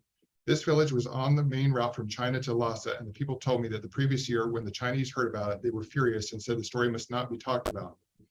And this is where then Allison kind of editorializes on it. He says, "Christians are fond of affirming that the resurrection of Jesus is sui generis, or a unique thing in history. In the words of Ben Witherington, to date, there has been only one example of resurrection on this planet. If by this he means that Jesus is the only individual whose dead body has disappeared from this world and moved into some parallel universe or realm of being, then what of Trungpa's report? Witherington and like-minded others might reply that whereas the story in the New Testament is true, Trungpa's report is false. This is invariably the apologetical strategy apropos the old tales about Romulus, Empedocles, Apollonius, etc.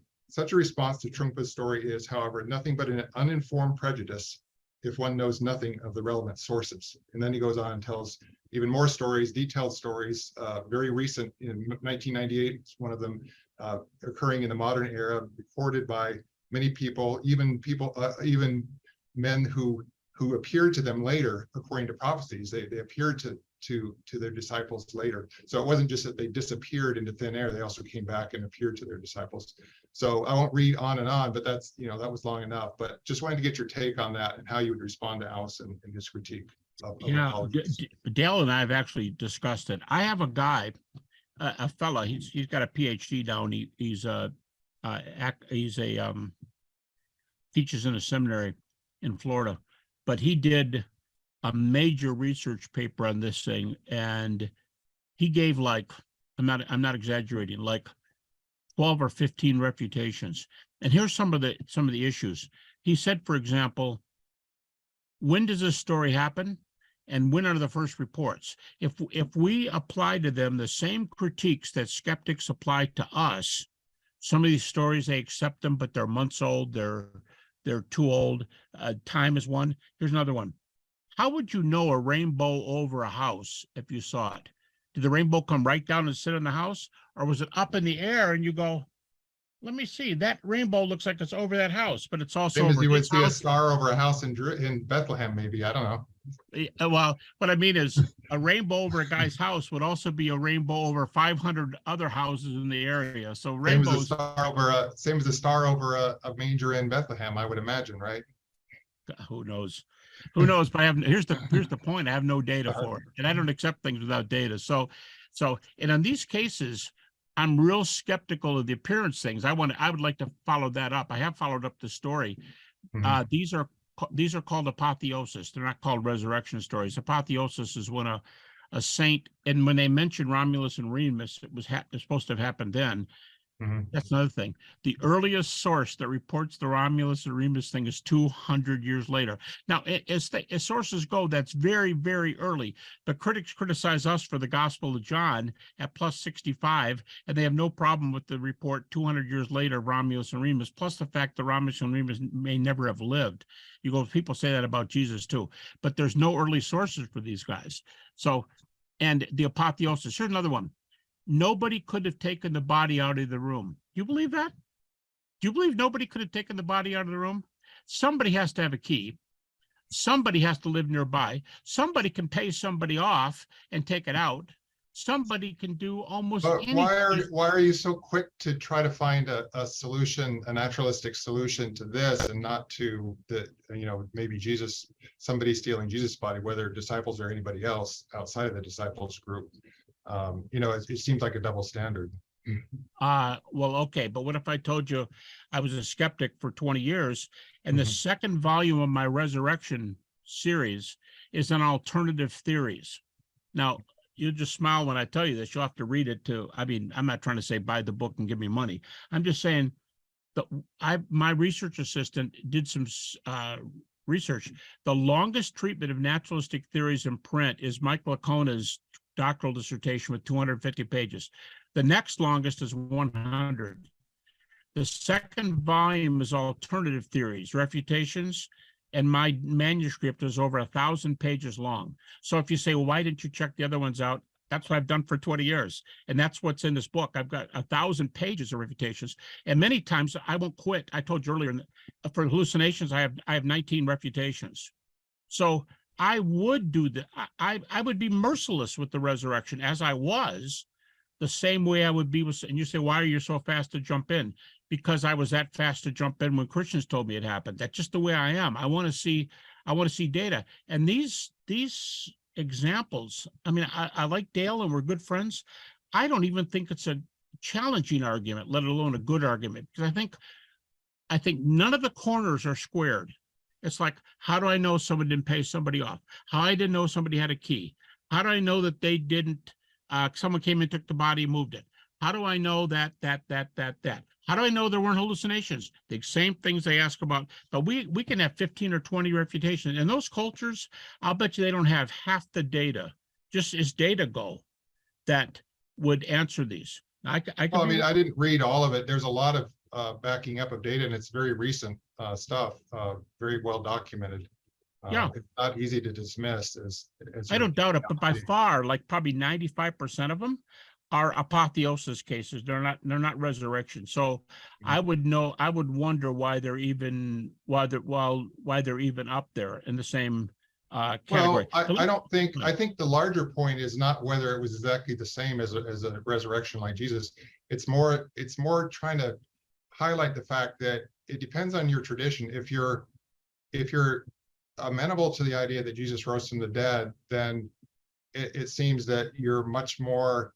And again, in your case, you were a skeptic, so I grant you that. But I think in a lot of cases, there's a prior desire for it to be true, and then you try to kind of back it up. Whereas if you find something from another tradition that seems far-fetched, like resurrection of the dead is far-fetched inherently when you just start to think about it, because we don't experience it in our daily lives.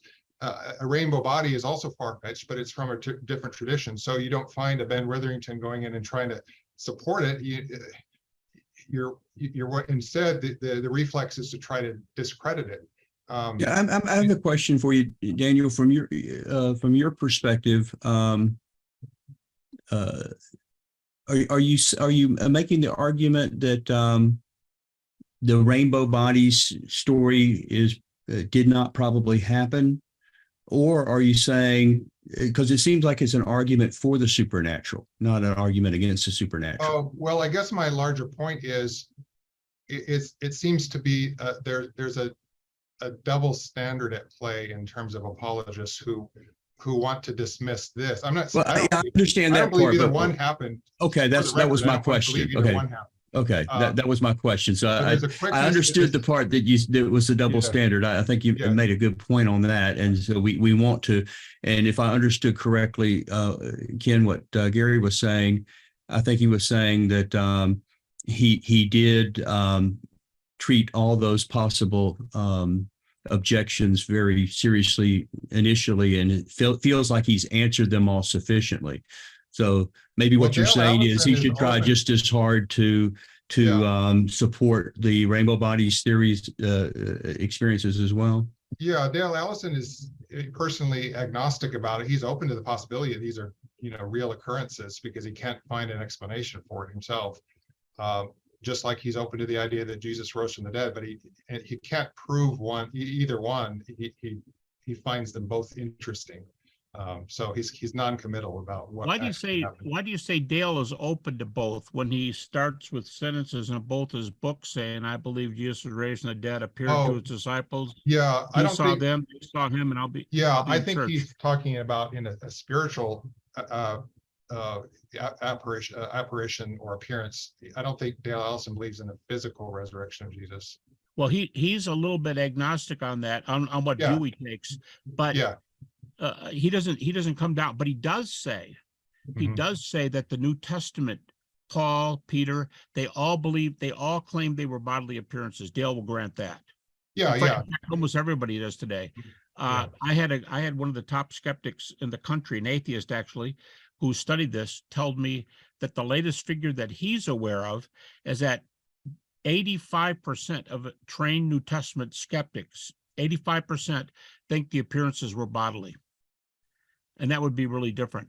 But I wonder, oh, by the way, in Dale's, I'm losing my books, in Dale's purple, blue, whatever it is, book, he does have a line at the back of the book. And I can find out and send you the page number if you want. But he says, in all of my studies, of the supernatural, he's got other ones in the book too, right? Where he's had near-death like experiences in his family. His father, his wife saw his father after she died. There's a bunch of those. He's got several in his family. He wrote a whole book called Encountering Mystery recently. It's more recent than this book. I read that one as well. Yeah, so he's an interesting guy. He is. But here's my thing. At the end of the book, he says, of all the possible views, he says there's no comet in history that I won't take time to find it. I can send you a page, but he says it twice. He says, in all the world religions I've studied and all the different perspectives, I have never seen it all come together like a jigsaw puzzle. He says there's nothing in history where all the loose ends meet. There's no case like the resurrection case. He said it's by far the strongest case. And now, knowing Dale, he'd say, well, but just because I told you that, I'm going to have another question. That's Dale. But he says of all the cases, the resurrection is by far the strongest case. It fits together like a jigsaw puzzle, and he does not know an answer. He does not know an answer to that big jigsaw thing that says, look how everything fits with the bodily appearance, an empty tomb. I think we ought to read the book as a club. That would be a really good one to read. He does take resurrection apologists to task for overplaying their hand and trying to make a claim that they can't legitimately support. And maybe we think he takes the skeptical claim a little too strong, that goes back and forth. Right. I'm trying to see if before we're done here, if I can read that to you. I might be able to find the page number before we go here.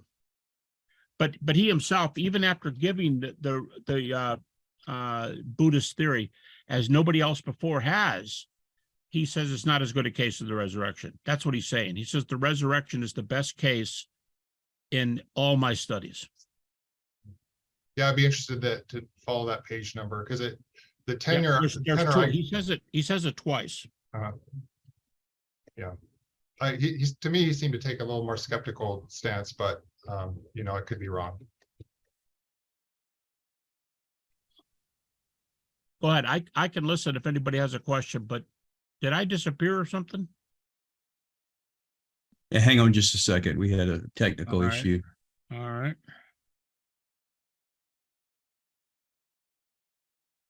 Okay, you're back. You need to kind of put your camera down just a little bit there, Gary.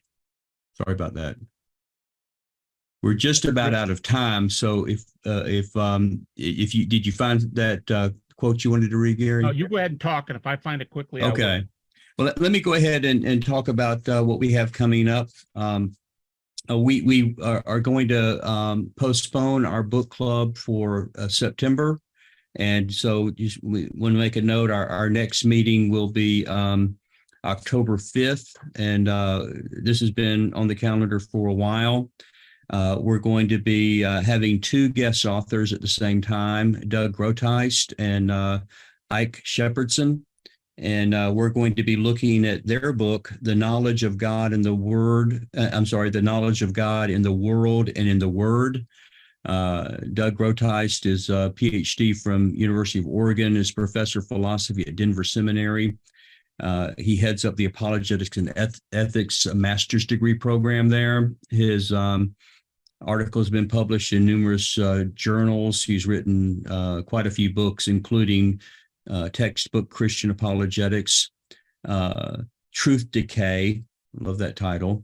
And then this is intriguing. One of his books is Philosophy in 7 Sentences. Now, that's my kind of book, when you can read that whole section in 7 sentences and have that chapter knocked out. And I think he's got another book he's working on in that same 7-sentence format. So the other co-author who is planning to be with us that night, Thursday, October 5th, is Ike Shepherdson. He has a PhD from the University of Toronto. He leads the BA and MA programs in applied apologetics at Colorado Christian University. He's also associate faculty at Denver Seminary with Doug. He's an elder at Living Way Fellowship in Highlands Ranch, Colorado. His work's been published in Philosophia Christi, Quandrum, the Denver Journal, Orthodoxy and Dialogue, other journals as well. And he's co-author of that book, Knowledge of God in the World and the Word. So just be keeping a lookout on our Atheist and Christian Book Club Facebook page, or Friends of Atheist and Christian Book Club. Also, if you go to our website in a couple of days at atheistchristianbookclub.com, you'll be able to have access to links to the book. Hey, James, that's video. That's the fellow I met in Tallahassee, wasn't it? Yes, Doug. Yeah. We had breakfast with him as well, breakfast. And you tried to talk to him about apologetics and philosophy. Yeah, I wrote a book on that. Apologetics is where you try to defend and he goes, yeah, I know, I wrote a book on it. I'm a professor at Denver Seminary. So he goes, I'll send you a book. So he was really nice. He sent me a book and I read it. It's a fantastic book. I couldn't put it down. It was terrific. Now, is that the one he sent you, the same book? Oh, it might not be. I think he sent you his textbook on apologetics. I think is what he might have sent you. I think that might be it. You're right. Yeah. Right. So, but looking forward to that. That will be again October 5th. And Gary, did you have that quote for us? I do. There's 3 of them in here, and I've got all 3 of them. Here's on page 346. There's this one. He says, I know of no close phenomenological parallel to a series of likely events as a whole. Early Christianity offers, and then he goes on and says they offer all this kind of stuff. And then he says, taken as a whole, this is on any account a remarkable, even extraordinary confluence of events and claims. If there is a good, substantial parallel to the entire series, I have yet to run across it. So there's one comment. Here's another one. He says, different views can offer different coming and going here, but by contrast, the orthodox this is page 344. The orthodox proposition, God raised Jesus from the dead, explains all the data at a single stroke and so has greater explanatory power. That's the second one.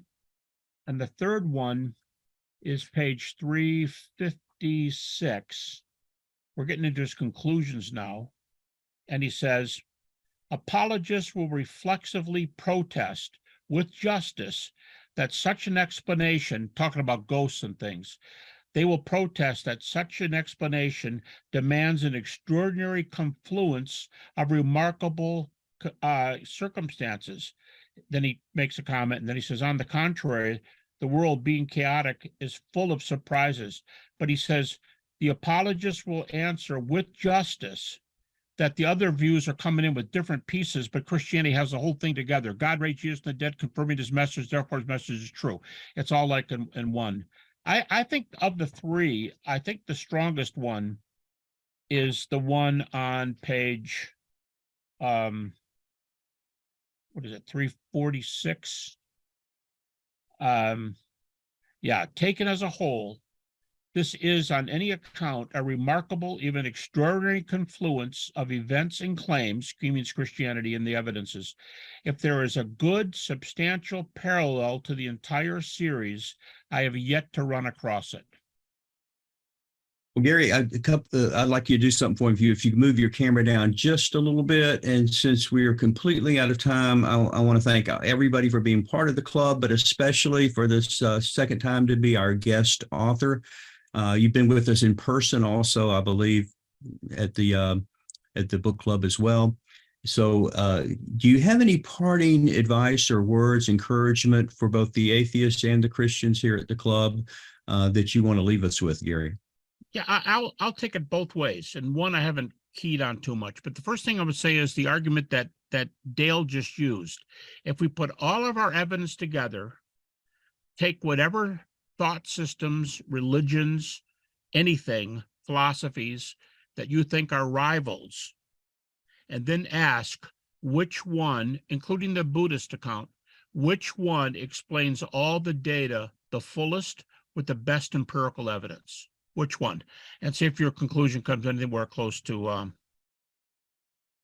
Dale's. My other one is to go in reverse.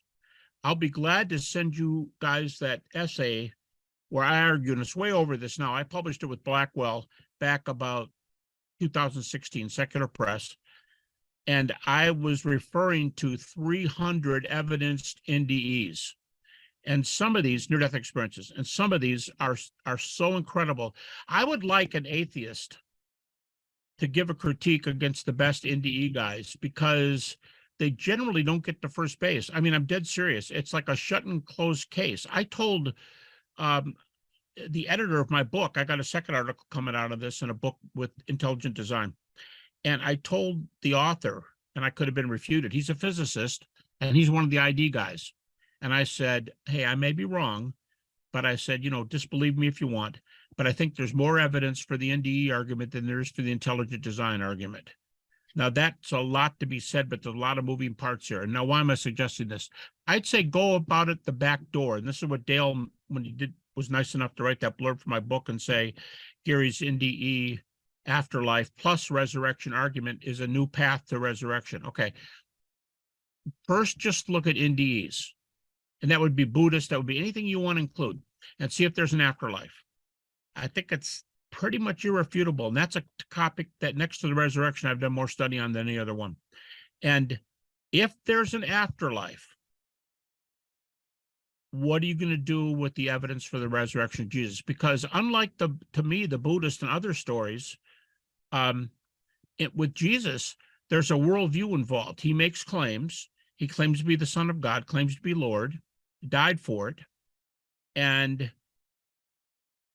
he gives us this solution, and he says, my rising from the dead is going to prove what I say is true.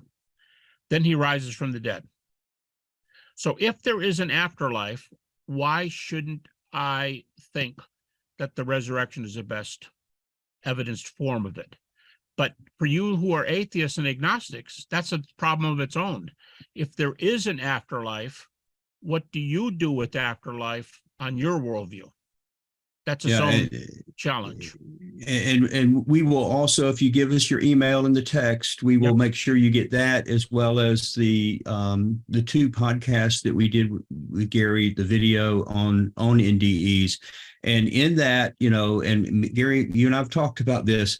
I came to you as a big skeptic because of all the disproven cases that I've seen in NDE. People, Betty Eady, Embraced by the Light, the Malarkey kid, the Christian kid that come to find out his father wrote the story in book form, and his the victim later refuted it. My dad made it all up. It never happened. So you see all this. And so I was wanting to throw the whole thing out and just not even take it seriously. And what you told me is, there's quite a bit of it that is fraudulent or can be explained in other ways, but there is a percentage that is very, very difficult to refute. And so if you want to know more about the NDE on that, please give us your email address in the text remarks, and we will get those podcasts to you. And we are already 7 minutes over. Listen, thank you so much. Those of you, raise your hand if this is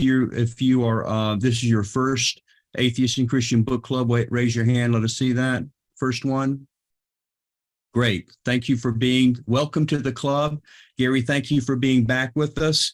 And we look forward to seeing you guys in October. Thanks so much, guys. James, can I make one last point here? Sure, Gary. When I send you guys this essay, Ken in particular, take note that last time I counted, and it's years ago, there are now over 36 cases, NDE cases, where the person who had the NDE had no brain activity and no heart activity as far as our best machines could determine.